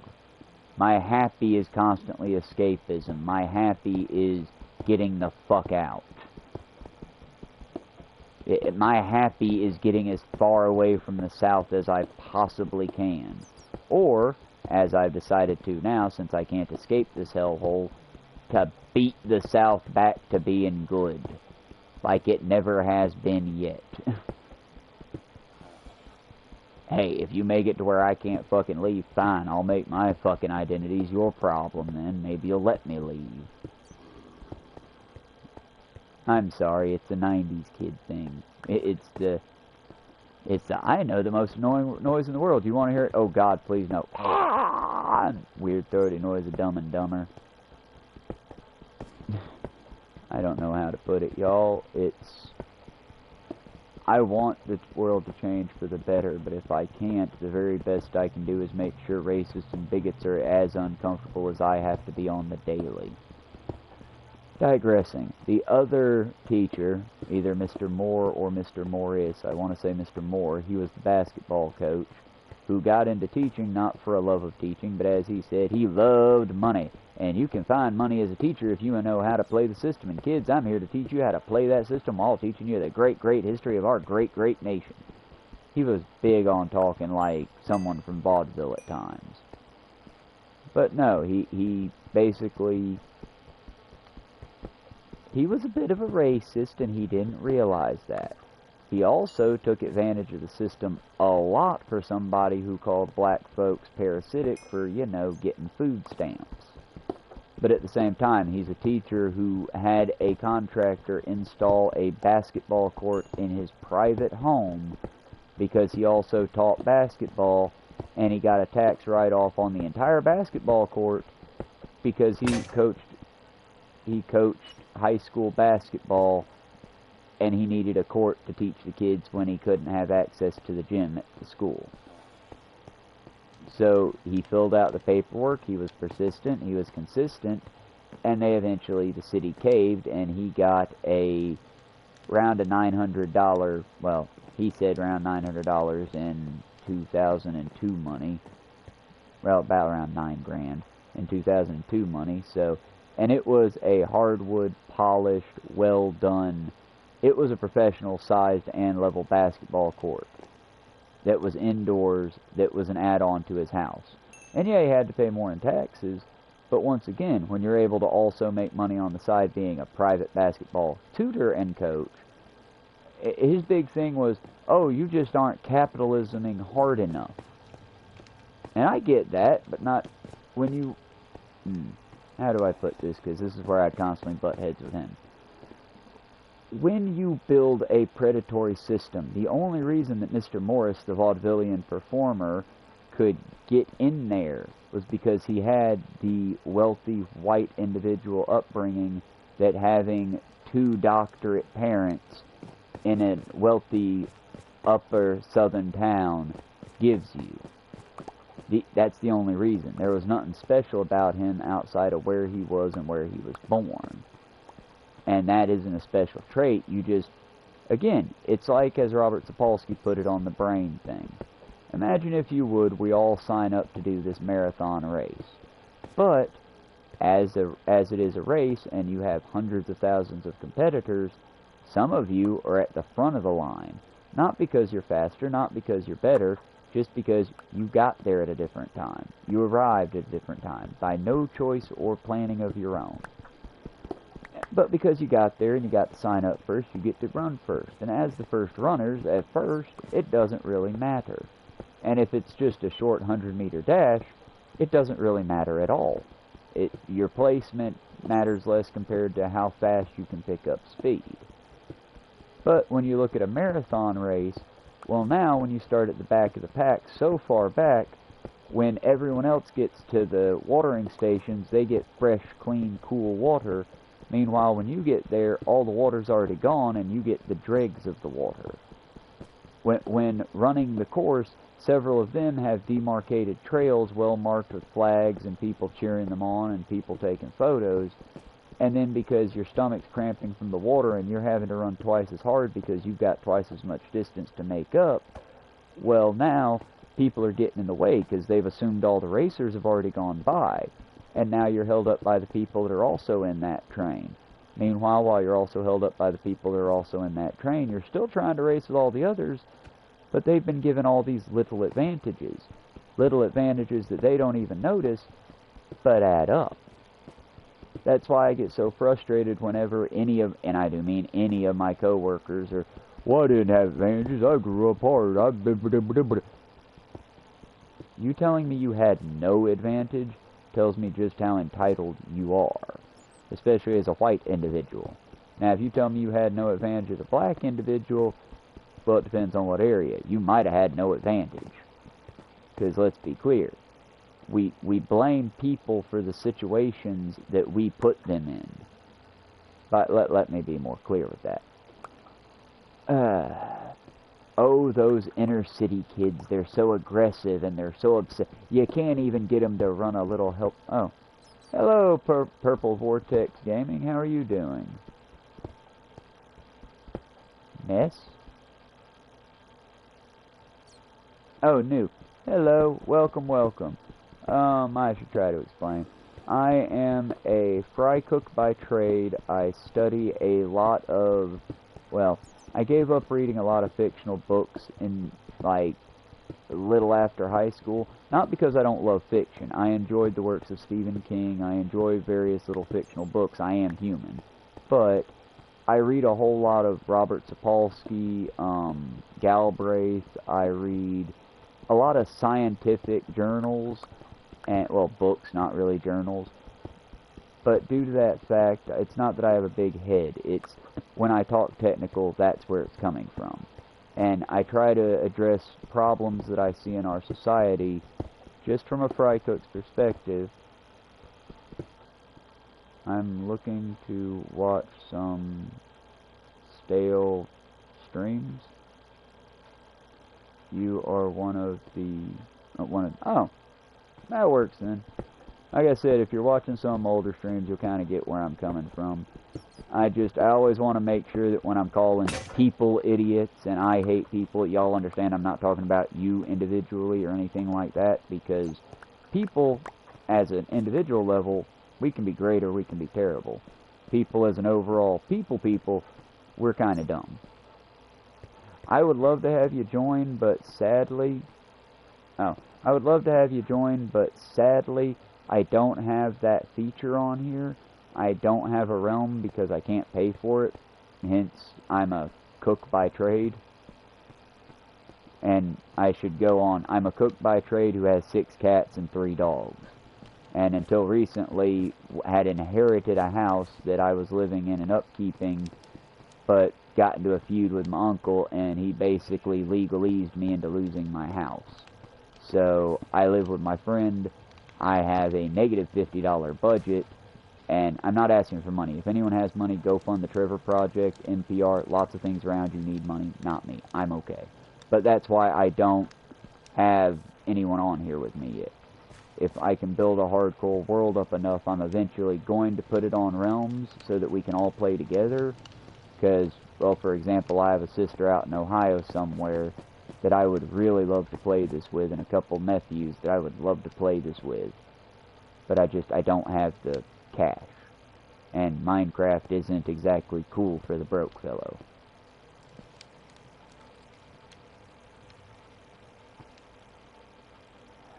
I'll try it. I already tried with Wallace, but we'll try it. Give me a second. Now, how do I... You just need my username, FalconWolf31.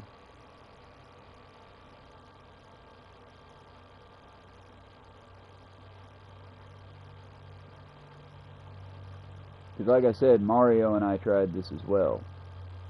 And if you add me, we can go ahead and do it here on stream. That way I can put this to bed, because I get this request a lot, and every time it comes to the same problem. I mean, if you can show me how to fix it, though, I would love that. Let me back out and see what I got in the stats and all. So like I said, I am new to all this whole PlayStation 4 thing. Only microphone theme broadcast. I guess that's to protect my stuff. I don't have any new messages or requests yet.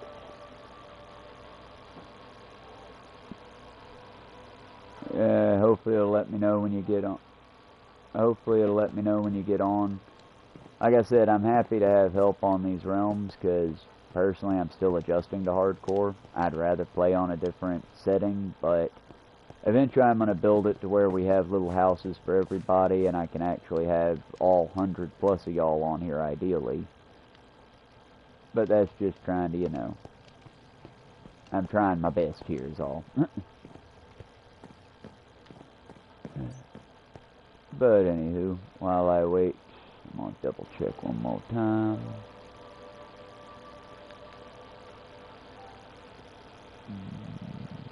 Notifications. Nope. Nothing yet. I'll be standing by for now for at least another 20 minutes. I'm going to do the wake up, and then after that, I'll probably be doing Assassin's Creed after this. Though, for the record, I understand nobody really shows up for that streaming. It's set on normal mode. It's an older Assassin's Creed. I get it. I'm just enjoying beating the crap out of the Spartans because they're so full of themselves. I don't like the Athenians that much either because of the whole slavery thing, but I just really don't like the Spartans. At least the Athenians can debate back and forth if slavery is good or bad. The Spartans just think it's okay as long as it's not a Spartan enslaved. I don't care for the Spartans. But that'll be after I do my, chores here. I need to dump the litter box. I need to take the dogs for their secondary walk. I need to check where I put the food out for the groundhogs and the various other creatures. Oh, y'all need to understand. Okay, the Green Gorilla Food Initiative project. I tried an experiment, and it has been working fabulously. So anyone with a neighborhood garden, listen up. Start putting, and I can't believe I'm saying this like it's news because I feel like y'all probably already know this if you do natural gardening, but if you take your scraps, like your leaf debris and things like that, and you put it near the edge of your IRL garden, it might, if you do it enough, like I take food from the restaurant, so I've been gorging the shit out of our groundhogs and shit around here, and so far, the 2 itty-bitty neighborhood plot farms that my neighbors have been growing, I sort of check on them as I walk to the mailbox and stuff. I don't really, go in there and look at each individual plant. But their tomato plants are blooming, y'all. They're harvesting their corn. And it's like, they've got so much now. I think I helped. I really think that feeding the local pests in my yard drew them away from their little farm plots. And we managed to feed up both the people and the animals. The environment is starting to recover even a little bit around here, y'all.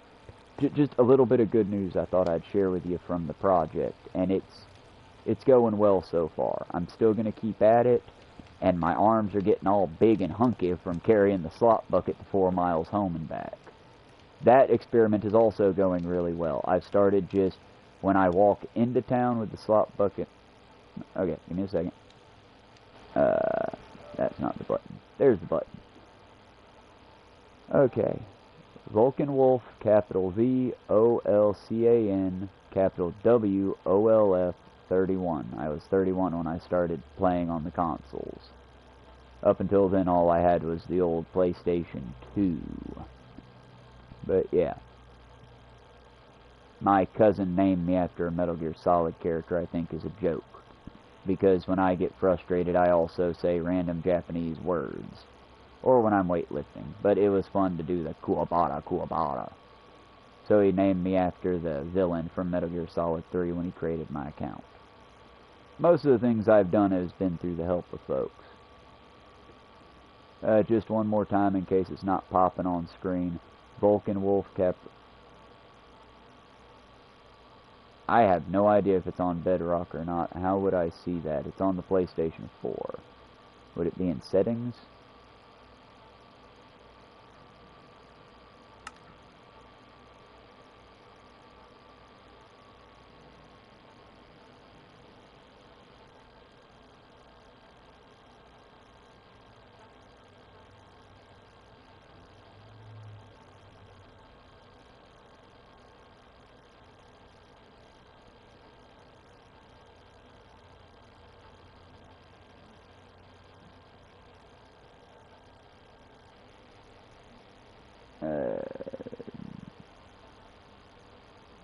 Where is multiplayer? Do I need to back out completely?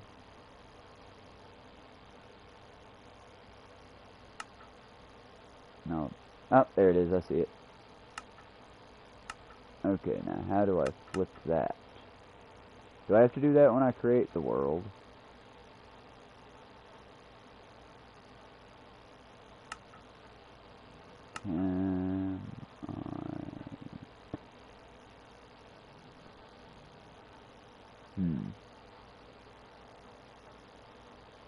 I got...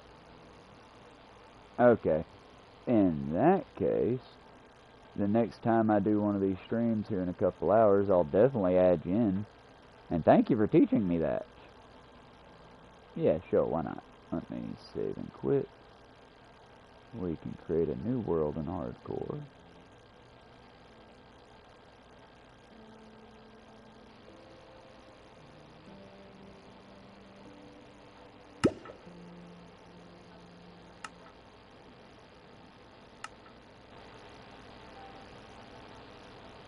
Okay, it's connecting to the server now. And we come to my problem. For premium 12 months, $159.99. Extra 12 months, $134.99. Essential 12 months, $79.99. Or I can compare other plans.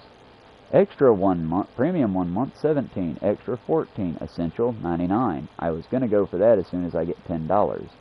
Essential 1 month, 49, 39, 24. 3 months, 12 months, 79, 134, 159. I can't afford it, bruh. Yeah, no, I wish I did. I mean, bruh. I just bought dewormer for all my cats because we brought in 2 of the ferals from out of the neighborhood, and I think we spread worms through the house, so I had to deworm them. On top of that, I'm going to specify again, I'm a fry cook. I'm a fry cook in Georgia who spends all his time and money in green efforts. There you go. Yeah, okay, cool. Like I said, I'm not trying to be like judgy and but, you know. But okay, cool. Like I said, as soon as I can get it, y'all, it's a priority so that we can all play. But until then, I'm still sort of just learning the bullshit, you know?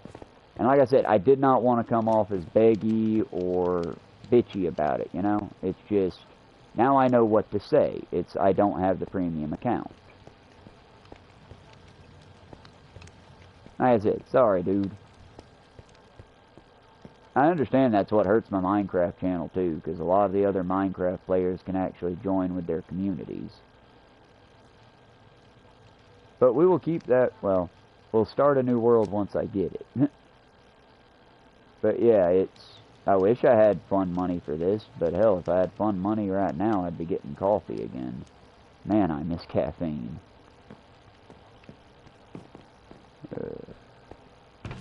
Or a coffee pot. Coffee pot would be mighty nice. That got broken in the move.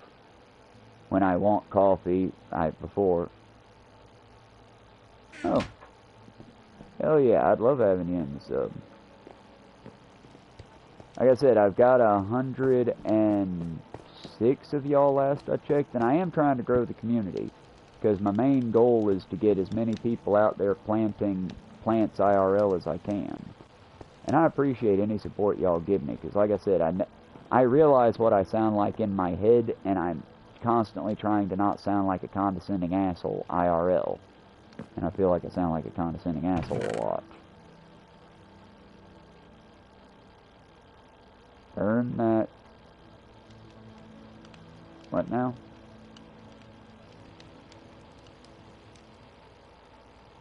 Oh, sweet. Thank you. I just caught on to what you were typing. I'm playing on a screen that's like a projector screen, because that's what David's got, and the screen itself like cuts where your name is, Purple Vortex Gaming. The screen cuts right down the vor, or the text. It cuts right between the R and the T, so anything in between that, there's a black line cutting it. And then in the bottom, Revive 107, I couldn't see Revive for a minute. So I really thank you. I really do. I appreciate any support I get, because, y'all, it is hard learning this stuff, and I constantly feel like I appreciate it, man. I constantly feel like I'm just coming off wrong, because I'm looking at my numbers, and I'm like, what am I doing wrong? Well, that's one of the problems, is I don't really have the investment into this yet. So what I can do, and I'm doing my best. Yeah. I mean, I think the premium's going to be my essential problem with all these games, because I've been having people wanting to join me in Saints Row as well. But while I've got you here, as a gamer, would it be better for me to continue playing Saints Row on the extreme hardest difficulty going storyline?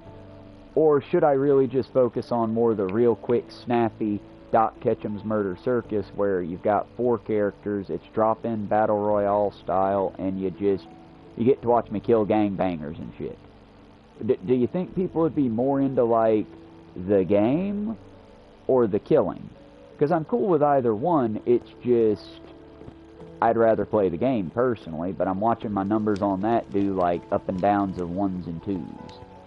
And I would think that playing games on the hardest setting would be more entertaining for people, because you're watching me struggle But when I play it on like easy or normal, it's a lot more entertaining for me to do because I can like dance and dodge around NPCs. I can be a bit more of a Deadpool, Spider-Man style smartass.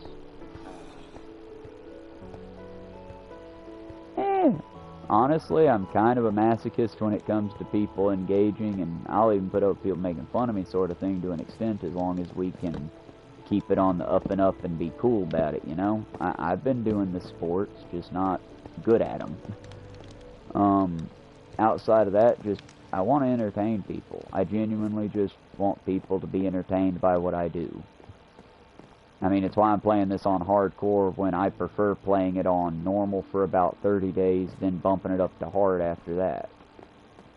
But I genuinely, the fact that I could die at any moment and lose all of this, I feel like gives it more skin in the game. Like I said, I genuinely, I've always been told I both sound amazing and I'm an intolerable ass to deal with. So it's like, I don't want to be an ass. I genuinely want to make the world better around me in any small way I can. And some of that is just that. Little things make big differences over time. I am steadily trying to find wood. I need to go get wood. Like I said, I'm sorry, it's just, this is the first, like, oh, I'll definitely sub to you once I get off of here and reconnect through the links. I'm just learning all this, you know? Well, I've got another creator that lives a little bit far away from me, but she has over 1,000 viewers and all that, and it's like, we were going to do a collab. She does music videos mostly, but she's Forget-Me-Not. I was going to do a whole, let's meet up at a coffee shop, put a sign up that lets anyone come up and talk with us, just no slurs sort of thing, man on the street. I do daily when I walk into work, well, not daily, I guess. I work, I'm off Monday and Tuesday, then I work through until Friday, I'm off Friday, and then I work through until Monday and Tuesday. But anytime that I go to work, on some of those days I walk into work. If I'm not walking into work, I'm walking home.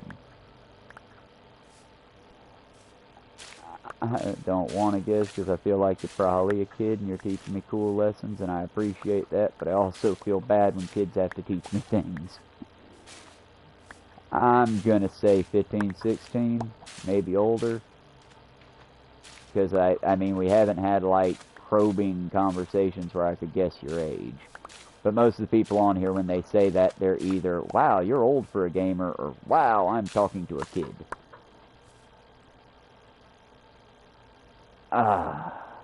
Nothing against your age. Let me be clear, I'm nothing against your age. You kids, one, have a real hard lot ahead as far as life is concerned, for, like, the planet. But as far as tech goes, y'all are running circles around us old folks. And I don't blame you, that's how it should be. But, again, I never, how do I put this without sounding like an asshole? I am very afraid of being a negative influence to the next generations. I never want to be even remotely I don't want to be associated with, like, Dr. Disrespect or any of those, you know? But yeah, you get it then, yeah. It's like the Magic the Gathering community. I also like playing Magic, but I don't want to be a part of that community anymore. It's just one of those, I never want to be the cause of a kid being upset, you know? That's not my goal, and y'all got a hard enough time coming with the climate crisis, and just look around. Oh, well, 10's when I was 10, it was a great age to be. I'd imagine it ain't as much fun anymore, but y'all manage, and I'm kind of proud of the youth for all the cool shit y'all do. Sorry for saying shit. Like I said, I cuss a lot, but I don't use slurs. That's kind of my trade-off.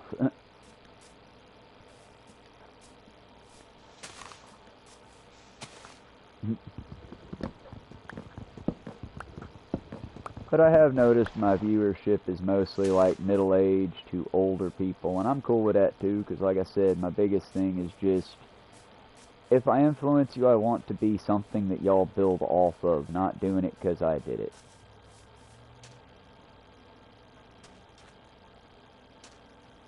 Aw, thanks. Like I said, if y'all have ever heard of the Green Gorilla Project, it was a book that I got from my local library that was very radicalizing in the sense of just, it sounds dumb to me, but I genuinely hadn't thought about it. Just plant edible food. The big trick is just this. You need to plant that edible food more than 200 feet away from any road, because if you don't, the road dust, the byproducts of the diesel fuel and all that will get into the roots in the soil and poison whatever you're growing. But if you plant, and I do mean by plant, I don't mean like grab you a hoe and a bucket and go down the road. No, just get you a handful of seeds. When you eat vegetables, gather the seeds out of those vegetables. And if you go for a hike or anything, public parks are great places. Throw the seeds out in places that they might or might not grow. Even if they don't grow, they're gonna feed something. Tiny things like insects and mice will eventually grow into bigger things like foxes and coyotes and cats and things. Now, that's not to say the animals will physically transform. That's, we're trying to environment build. The reason I say the Green Gorilla Project is just that. We plant and we harvest and we grow communities in a very Che Guevara guerrilla warfare technique, but without war. The goal is not to end life, but to give it, to bring it about, and to nourish and cherish that life's growing. Because again, times are getting harder, food is getting more expensive, all the way across the board. We're all feeling it. So, wouldn't it be better if we could just pluck food from nature like we used to so long ago? We could get that again. I mean, big business and capitalism took that away. We can put it back. But we're not going to do it while we work within the safe systems. Hey, I like the chat, man. It's been nice, and I appreciate the engagement and the advice. Because like when I play Assassin's Creed, it's on normal mode, but I go the hard route about doing things. I'll kill the entire Spartan camp, if there are no witnesses, it is perfect stealth. That sort of thing. And I try to, again, since it's on normal mode and it's a lot easier for me on that, I try to be like Deadpool or Spider-Man in my cocky banter with the NPCs. I try to bring as much energy as I can, but I also ask for a certain degree of understanding, because if you look at my YouTube channel, I've been doing this for like 12 years, but if you look at the numbers, it's been this year that I've been blowing up. Because this year I finally, I got inspired by the Green Gorilla Project, as well as by the Pissed Off Bartender and Surus, a couple other creators on here. And I finally just, hey, the world's burning down, even if I don't have a great message, my message of peace, love, and let's work together, it needs to be heard with all the terrible things that are out there, I mean, I'm not going to be as big or as popular as a Sneeko, a Dr. Disrespect, an Osmond Gold, but if I can just influence 4 or 5 of y'all to not go to them, to not think or act like them, to think and act for yourselves, don't think and act like me either. Form your own ideas. That's the goal. I just want to be there to let you know, hey kids, it's not gay to cry. It don't make you weaker to have emotions. A real alpha Chad thing to do is to be open with each other. And above all else, rather than taking people as like negative things to start with, because yeah, some people are bad, don't get me wrong on that. Some people are just bad people. But always try to attribute more to ignorance rather than malice, more to their stupidity rather than them being just Mr. Burnsian, like the Ice King. Y'all know the Ice King, right? He's still culturally relevant. Yeah, there are monsters, but usually there's reasons behind it, and while we should be cautious about those monsters, we should also see what caused that, so ideally it doesn't happen again. I mean, the main reason why the Go Green project is the way it is I feel... Oh, it's cool. Mostly this is for the viewers who actually want to stick around for the stream later. I really appreciate you coming out, Purple Vortex Gaming. And bye, y'all have a wonderful day. Be good out there.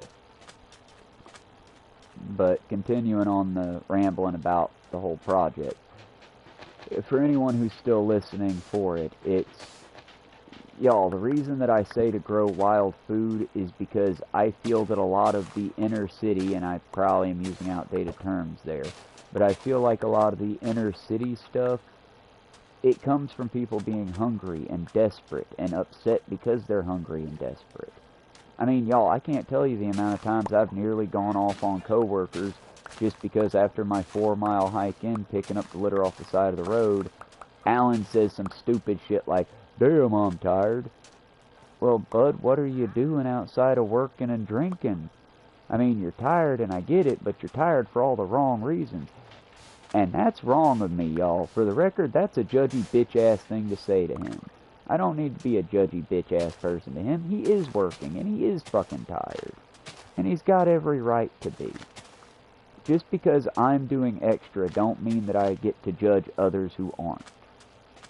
But at the same time, it also means that when you try to come up on me like you're better than me, understand you're hitting a full wall of, oh, well, I carry around 10 pounds over 4 miles every day. I pick up litter everywhere I see it. I'm trying to change the world in every way I can. And yeah, I'll get a little uppity at times when it's like, you try to come at all this positivity with a fuck you. Because that's not the point either, y'all. But I am still human, you know? And honestly, I appreciate any reaction or interaction I get between people. What he did, or what Purple Vortex Gaming did, was help me out a whole lot just then. And it was all done with mutual understanding.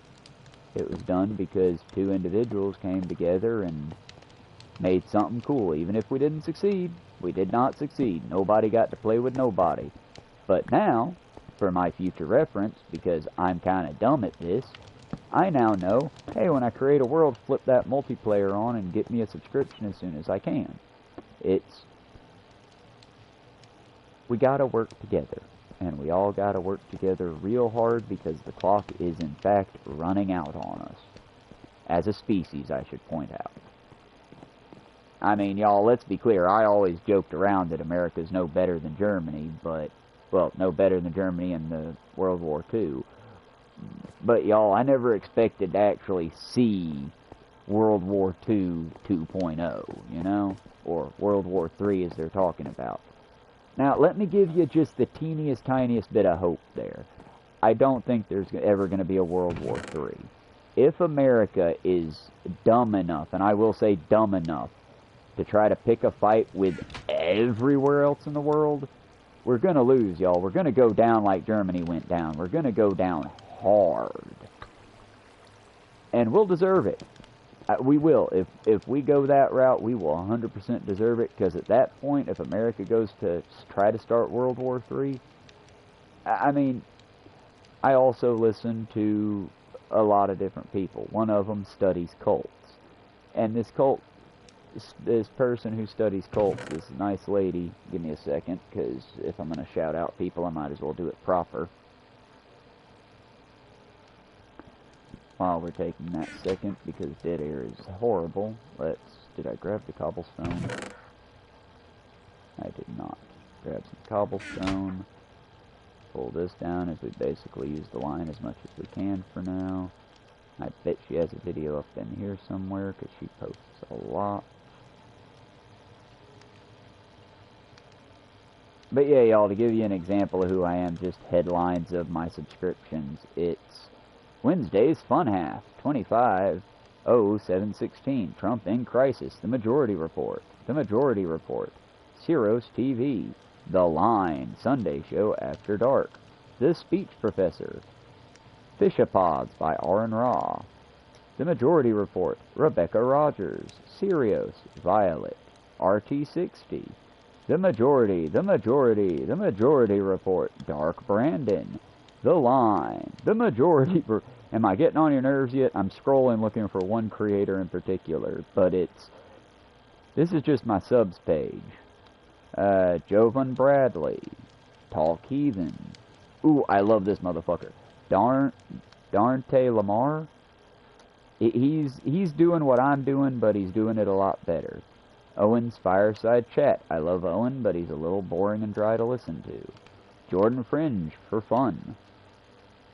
Music, Certifiably In-Game. Ole and Friends, I love me some Ole. Danny Moda, love me some Danny. Riverboat Jack. Okay, maybe she hasn't posted as much as I thought she did. Am I going to need to go up to the other page? This shout-out's turning bad. Ashley V's another one that I can shout out. Jesse Wells, some really good music.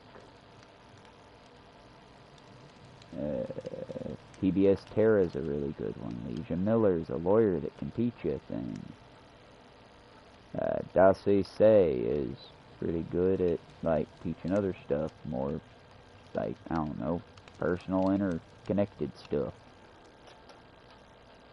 Why is it when I want to shout out a particular creator, I can never find them, but when I don't want to shout them out, their shit'll be all over my page? That's like a life thing, right? Whenever you need something, you can't find it, but when you don't need it, it'll be everywhere. Mini Minute Man. Milo Rossi, if you haven't, check him out. He's a voice that'll probably interest people. Same for Cinema Therapy.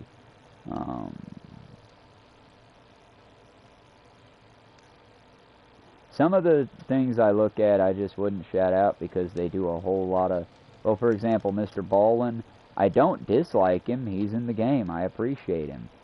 But he's also in the game, so I don't really trust him 100%. Because, I mean, when you're in this for money... To be clear, I will eventually ask for, like, money by, you know, hey, we've been streaming for 2 hours. This is your shout-out to remember I have a Ko-ffee, blah, blah, blah, blah, blah, blah.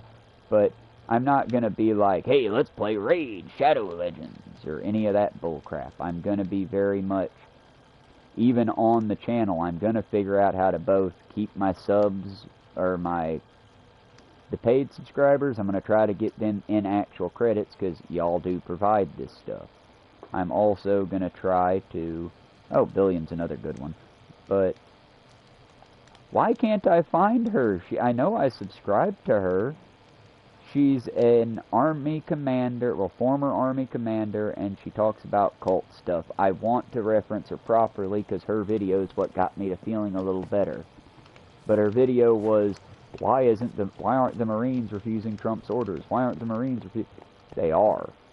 Most of the things that have happened in LA have been done by ICE. The Marines are just standing by there to be an intimidating factor. But they haven't opened fire on the American people, and I don't believe they will. The thing about the military, though, y'all, is when they fuck up, everyone sees it. Everyone will see it eventually when they fuck up. When they do the right thing, though, it's very quiet. They're very, very quiet about doing the right thing. And what these Marines are doing right now, even the ones that have gone to LA, they're refusing to fire. They're refusing Trump's... Don't you think Trump has already told them to open full-on fire on the American people? To start arresting people and send them to Gitmo? But the Marines can refuse unjust orders, and they're doing that en masse. They're still doing it en masse. How do I know? Have bombs dropped on LA yet? You know he wants to bomb it, right? It's a fucking Democratic-run state. He would love to level LA. This is the man who used tear gas on protesters the last time, and they let him. I mean, the reason he's funding ICE so much is because he wants ICE to eventually replace the Navy, the Marines, the Army, and all the other branches so that it's all ICE all the time. Because they're his little special secret police. I mean, he wants so badly to be a dictator, y'all, but the only good thing our system has is that it was basically entirely designed to not let a dictator win.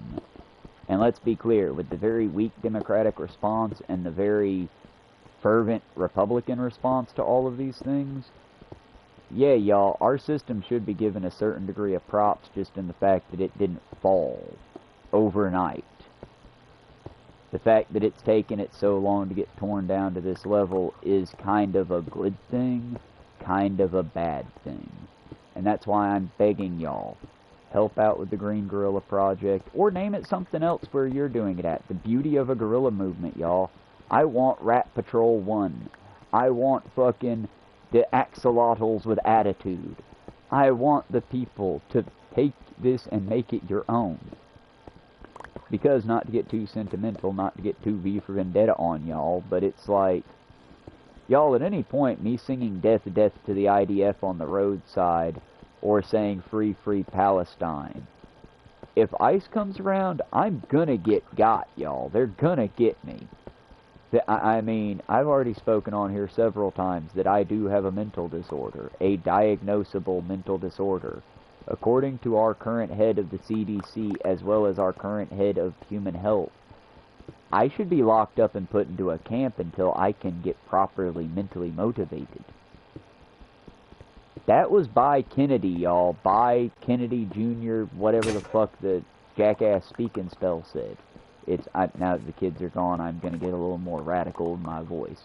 But, yeah, y'all, he wants us in camps.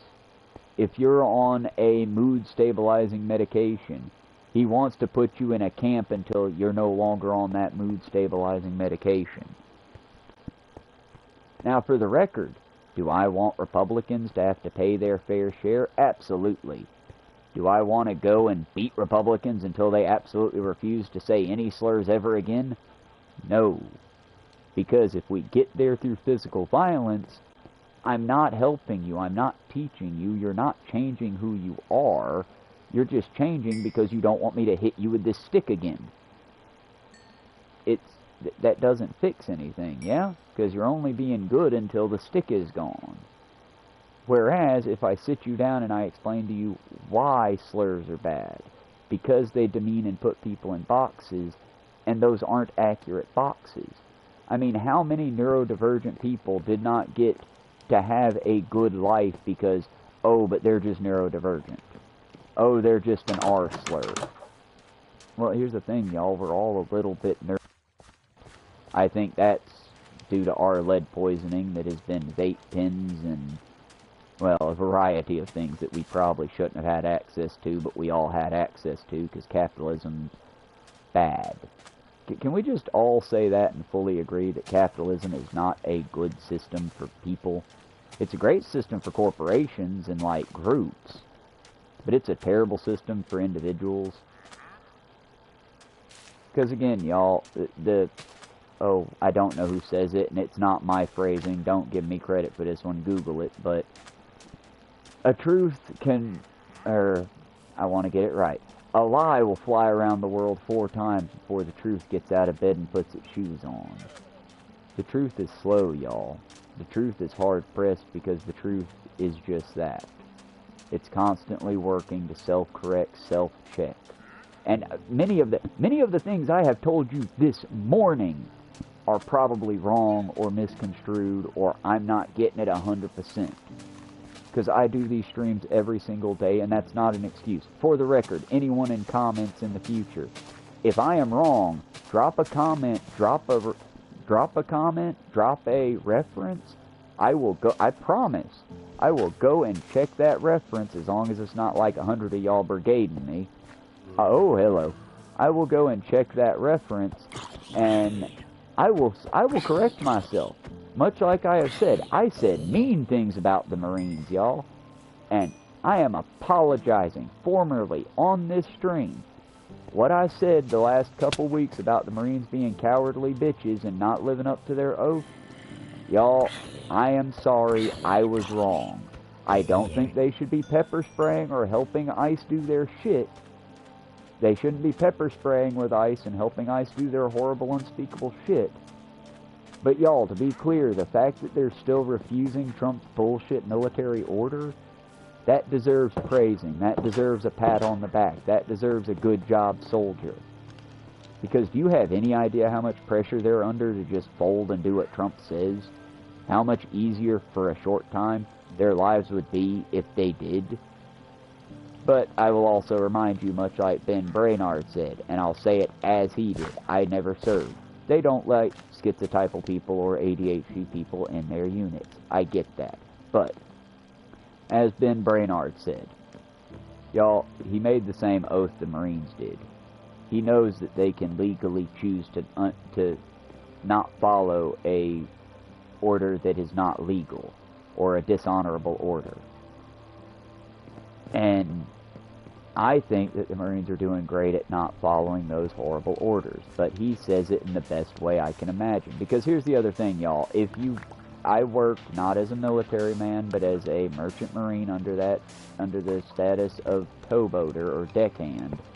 And y'all, I can tell you right now, yeah, if the war in Iraq had heated up enough in 2014 and 15, while I was on the boat, I might have been called to service to help blockade and protect the riverways, been given a rifle, and finally been made a proper merchant marine. But that never happened, so I never did, and it's not worth talking about. But if it had happened, that's what would have happened. And due to that, it's a certain degree of, yeah, y'all, if I had been told, hey, shoot that immigrant there, I would have refused that order. Even at that stage of my life, when I was still very much learning and developing the empathy and the sympathy and the logic. But even then, I would refuse that order because it's not right. Now, let me be clear. If the protesters were super duper violent, burning shit down, attacking small businesses and people, yeah, perhaps the military would need to get involved to blockade. But I think the military's response, while not my response, has been the best that they can do with what they've got. And while I've never been too basic outside of going there and failing out I signed up due to my grandfather's rank and all that. I got through. I got to go to basic, and I never MEPS in basic caught me and basically told me I would not be good for them. I could serve, but it would not be a role near combat or leadership. It would not. I could join the military band. I could join a certain degree of maintenance groups. But I would never be a general. I would never be a major. I would never be on the front lines. I would never be cavalry. I would never be handed a gun if they had their way about it. And I'm good then. I mean, yeah, it would have been a way to get some free college, but it's sort of like the idea if I go out there hunting an animal, I'm going to hunt them with I'm going to hunt them with the best way that I can to make it fair that they have a chance to kill me too. And yeah, that's a part of my broken mental brain, but it's also, there should be a degree of fairness when we're playing with such high stakes, you know? And yeah, it's kind of fucked up, but it's true. I think that things should be a degree of fair. If for no other reason than because of how unfair everything is, you know? Also, just my hot take, completely off subject to the serious stuff we're talking about, but my hot take. Y'all, quit hating on Kraven the fucking Hunter. That was a good-ass movie. For Marvel, that was a good fucking movie. Even though I think it might have been Sony did Kraven. But if it was Marvel, that was a good fucking movie. I mean, was it Kraven from the animated series? No, it was more of Kraven from the comics. But y'all, I like the idea of villains that aren't villains, the anti-heroes. Even though admittedly Kraven was a bit predictable, but I'm old. I've seen the story so many times that, yeah, the minute I saw that, oh, you have a weaker brother and you're doing all the fighting for him, I see what's about to happen. But I mean, fuck y'all, I lived it. Do you know how many times I defended my cousin and argued on his behalf against bosses, against other people, against everybody? Because he's a fucking asshole with a capital A? But unlike me, he doesn't own it, he doesn't show it, he'll just, well, I'm neurodivergent, I have Asperger's. Okay, I'm schizotypal. If I'm walking down the street screaming at the top of my lungs at the people that I know for a fact aren't there, I can't be upset when people cross the road because they see me acting a fucking fool, brother. It's, don't get me wrong, I'm not saying be mean, I'm not saying demean people, but I'm also saying, y'all, we are people living in the modern world. If I grab my walking stick and decide to practice my bow fighting technique as I walk down the road, I don't get to then be upset because the police are engaging with me like a hostile person. Because, again, in the context of where I'm at, and context matters, I look like a crazy, violent individual. And you can be crazy, you just can't be violent. That's my take now, y'all. In America, maybe you're not allowed to be crazy so much anymore. But, you know, I can't be screaming... Okay, the kids aren't here right now. I can't be screaming about our evil pedophilic presidents and then be trying to, like, recruit kids into the cause. Because, y'all, and I mean this, especially for Purple Vortex G Gaming, the 10-year-old that just hung out and helped me out a lot with talking and understanding this stuff. I don't want child soldiers. Child soldiers will always and always are wrong. Kids, when I say join the Green Guerrilla movement, I mean study. I mean look into ecology and look into sciences, look into STEM.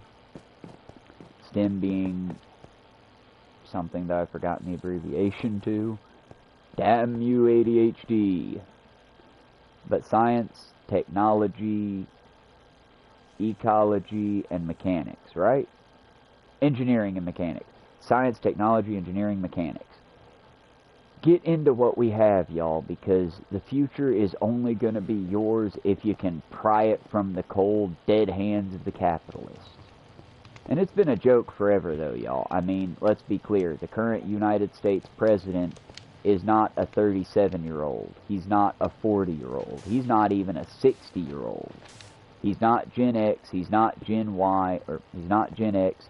He's not a millennial. He's not a... He will never be a Gen Z until the next fucking 40 years pass. He's an old-ass, silent generation, boomer-ass motherfucker, bringing all the old-ass racist tropes back. He thinks that women belong making him a sandwich, ha ha ha. He thinks kids should be seen and not heard because he wants to diddle them. He's a monster, but he's a monster of his time. A monster that, much like genocidal bloody Joe Biden, should have been put out to pasture. Not in the way that means. I don't mean, you know, take him the way of old Yeller, Ma. I mean, we just need to, okay, Grandpa, and leave him alone. And that'll kill Trump. I think that'll be what does an end. If we just all collectively just, okay, what about the Epstein tapes? And never let him talk about any... Whoa, we've got a fine program, and I'm doing... What about them Epstein tapes, though? What about them Epstein tapes?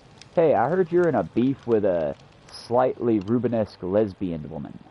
What's up with that, considering if I bring up Rosie O'Donnell, I guarantee you most of you kids out there won't know who Rosie O'Donnell is. Because I barely know Rosie. I remember Rosie being a full-grown adult when I was a kid. She was a mother when I was a child. So it's like, I don't know Rosie on a personal level, but I can tell you that it's weird that the President of the United States, the most powerful country in the world, is beefing with a Romanesque lesbian in Ireland. Oh, we're going to take away her citizenship. One, you can't do that. Two, she's been in Ireland for years, Trump. What is with this old man yelling at clouds beef? It'd be like me bitching about Bush. Which, yeah, I could bitch about Bush. The Patriot Act is what robbed us of a lot of our freedom. But he's old and gonna be dead soon. And yes, if someone brings up the glory of George Bush, I'm gonna bring up all the terrible shit he did. But I'm also not gonna, out of the clear blue sky, oh, but fuck that George Bush motherfucker. 'Cause he's old, and what he did, while we're still dealing with the lasting consequences of it, is out of date now. Bigger fish to fry. Also, and this is something for the Green Guerrilla movement, y'all, your Uncle Travis is going to tell you to litter. But don't litter with trash. take your food scraps, and I mean any food scrap that isn't greasy, and throw it in the river. Why? Fish will eat almost anything. And right now, due to a bunch of people who had the right idea, well, the heart in the right place, but the wrong idea, have told you not to feed animals. I'm telling you directly, no, ignore them, feed the animals. But I'm asking you to do it smart.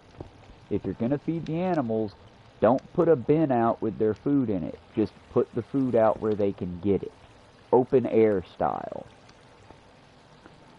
Because if you give them a bin, they're going to associate bins with food. If you hand feed them, which never, ever, ever, ever, ever, never, never, ever, never hand feed a wild animal. The reason why is very simple. If they associate humans with food, then some hunter is going to take advantage of that. Do you want your animal companion to die? If the answer is no, cool, don't hand feed them. What you need to do is drop that food somewhere where the animal doesn't see you dropping it. It'll be like a fun game we play with our Mother Nature. But drop the food somewhere where the animal doesn't see you drop it, and then just leave it. Ideally far away from the road as you can, because otherwise you're just luring them to the road. The main reason a lot of animals die and become roadkill, which then causes more animals to become roadkill if they're not picked up out the road, is because people don't pay attention in cars, and animals are beautiful, caring, thinking creatures that are also very much in that I don't want to die game. So a lot of them are big on, carbo loading. And dead meat, well, if it's dead and not rotten, well, that's a free meal, friends. And that's why I'm telling you, if you've got food, don't throw out that garbage McDonald's wrapper with it, but throw out that garbage McDonald's burger when you're done with it. Throw your scraps out into nature. Just don't let the nature see you doing it. Because again, we don't want animals to associate us humans with food, but we also really don't want them to die. And until we can start getting our native habitats reformed and reseeded with, native plants, we've got to try to take care of these animals, y'all, as best we can. We've taken away their food source. We tore away their Piggly Wigglies in their kitchens. We can't be upset with them raiding ours. I'm thinking that's going to be the final thought for the day, because we're already an hour and a half past where I wanted to end the stream at, and I got to go do litter boxes and a few cleanup things. And I got to eat something. At some point I need food in the tank too. But I very much thank you. Special thanks and shout out to Purple Vortex Gaming and to anyone else who subs and likes from them. And again, y'all, if I say something wrong, if I say something to upset you, understand I'm not doing it to be an edgy boy. I'm doing it to try to get through to you in any way I can. And if I do say something that is truly offensive, as long as you're not being hilarious white lady clutching her pearls about it, my first reaction is going to be genuine, well, let's talk about it, bud.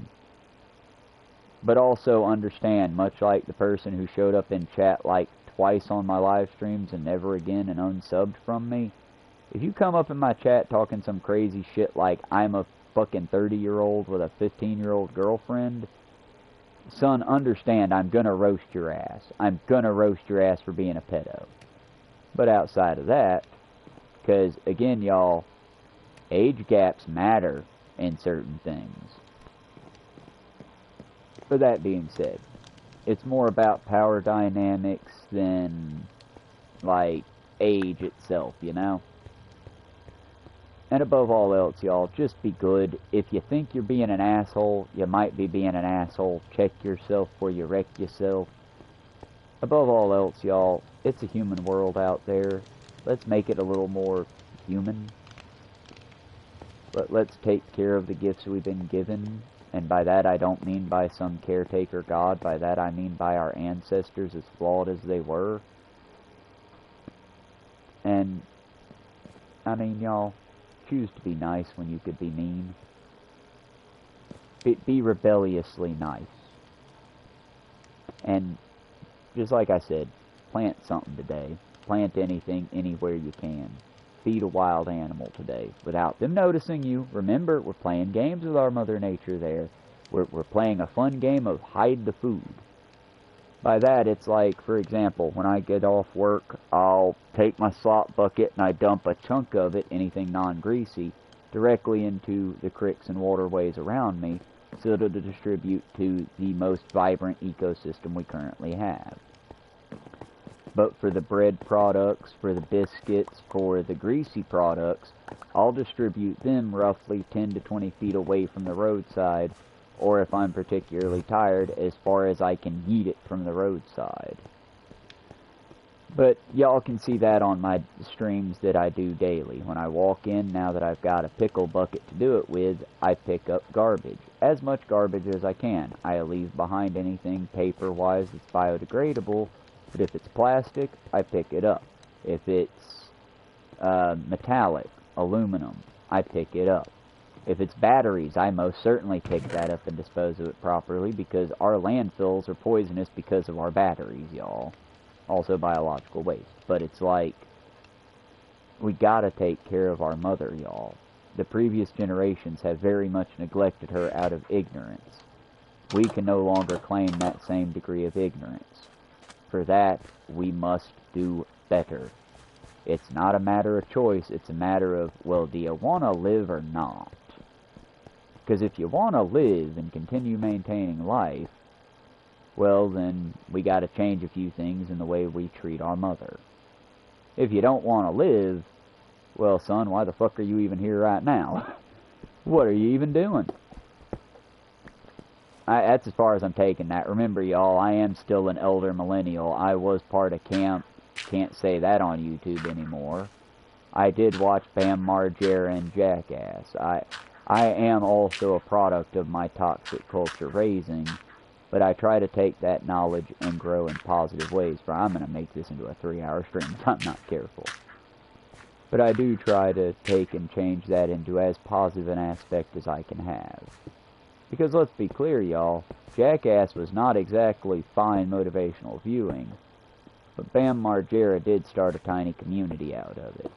And Steve-O, y'all, Steve-O's the most famous clown that nobody ever remembers, because he was a properly trained, properly initiated Ringling Brothers and Barnum and Bailey circus clown before he was a clown entertaining you with Jackass. And that's the thing, y'all. Much like Mr. Rogers would tell you, I'm not going to tell you to go out there and be the, well, I will say, be the change you want to see in the world, but I'm not going to tell you that that's an easy thing to do, or that you're always going to have the answer, or you're always going to do it right. You're going to fuck up, y'all. I'm sorry. You're gonna. I'm gonna. We're gonna. It happens. But as long as you own that fuck up, well, not unapologetically, you should apologize for fucking up. But you know what I'm trying to say, right? Don't let your loss be your defining loss, but take that loss and turn it into a victory down the road.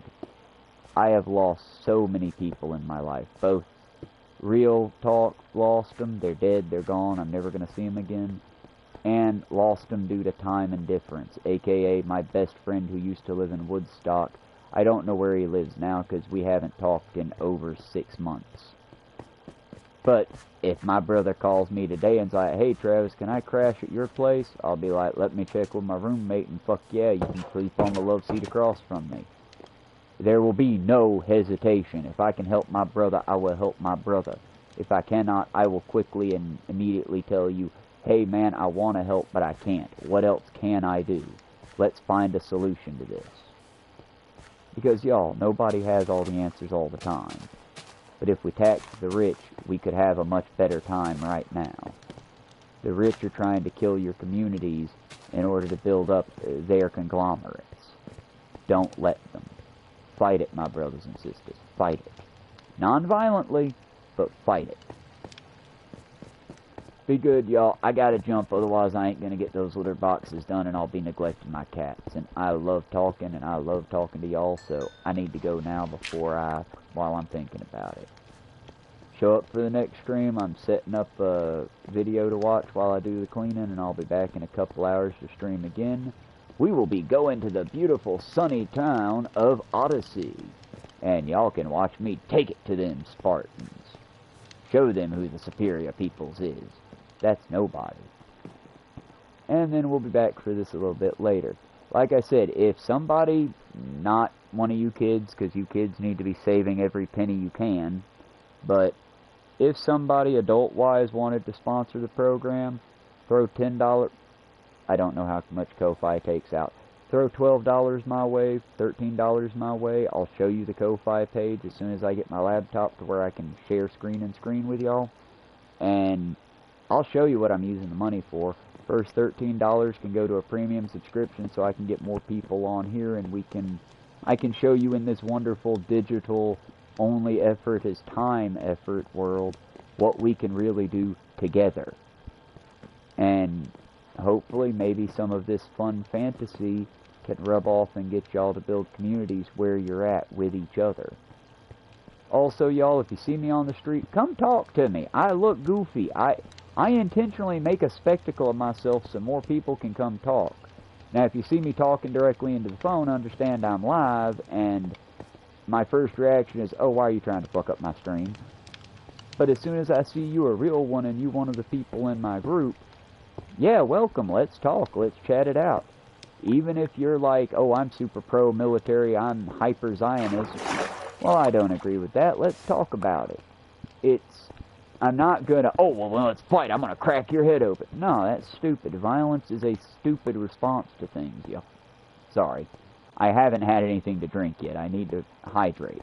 But violence is a stupid, stupid choice, y'all.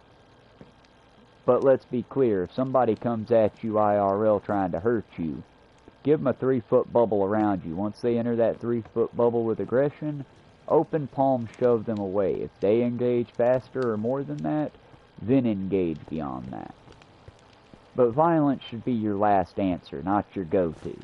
It needs to be your super duper super cool special tool, not your hammer that you use for everyday activities.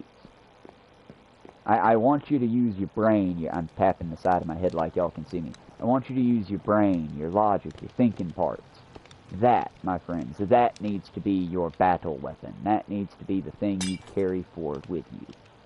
Because that is the thing that'll win wars, change minds, and influence people. Your violence, your fists, your swords, they aren't going to do much more. But I've almost wound it to 3 hours. Y'all be good. I really got to go. Love y'all. See y'all on the next stream here in a couple hours. Maybe a little bit longer, because now I need to make up for this lost time. Crap. Crap. Also, if I could just set this up to where it stays set up, that would be cool. But we'll see y'all next time. Be good. Remember, it's up to us. Endure and survive. When you're in the darkness, look for the light. We can do this, team. Be good. Love y'all. Survive for at least another day, okay? Bye, y'all. Be back in about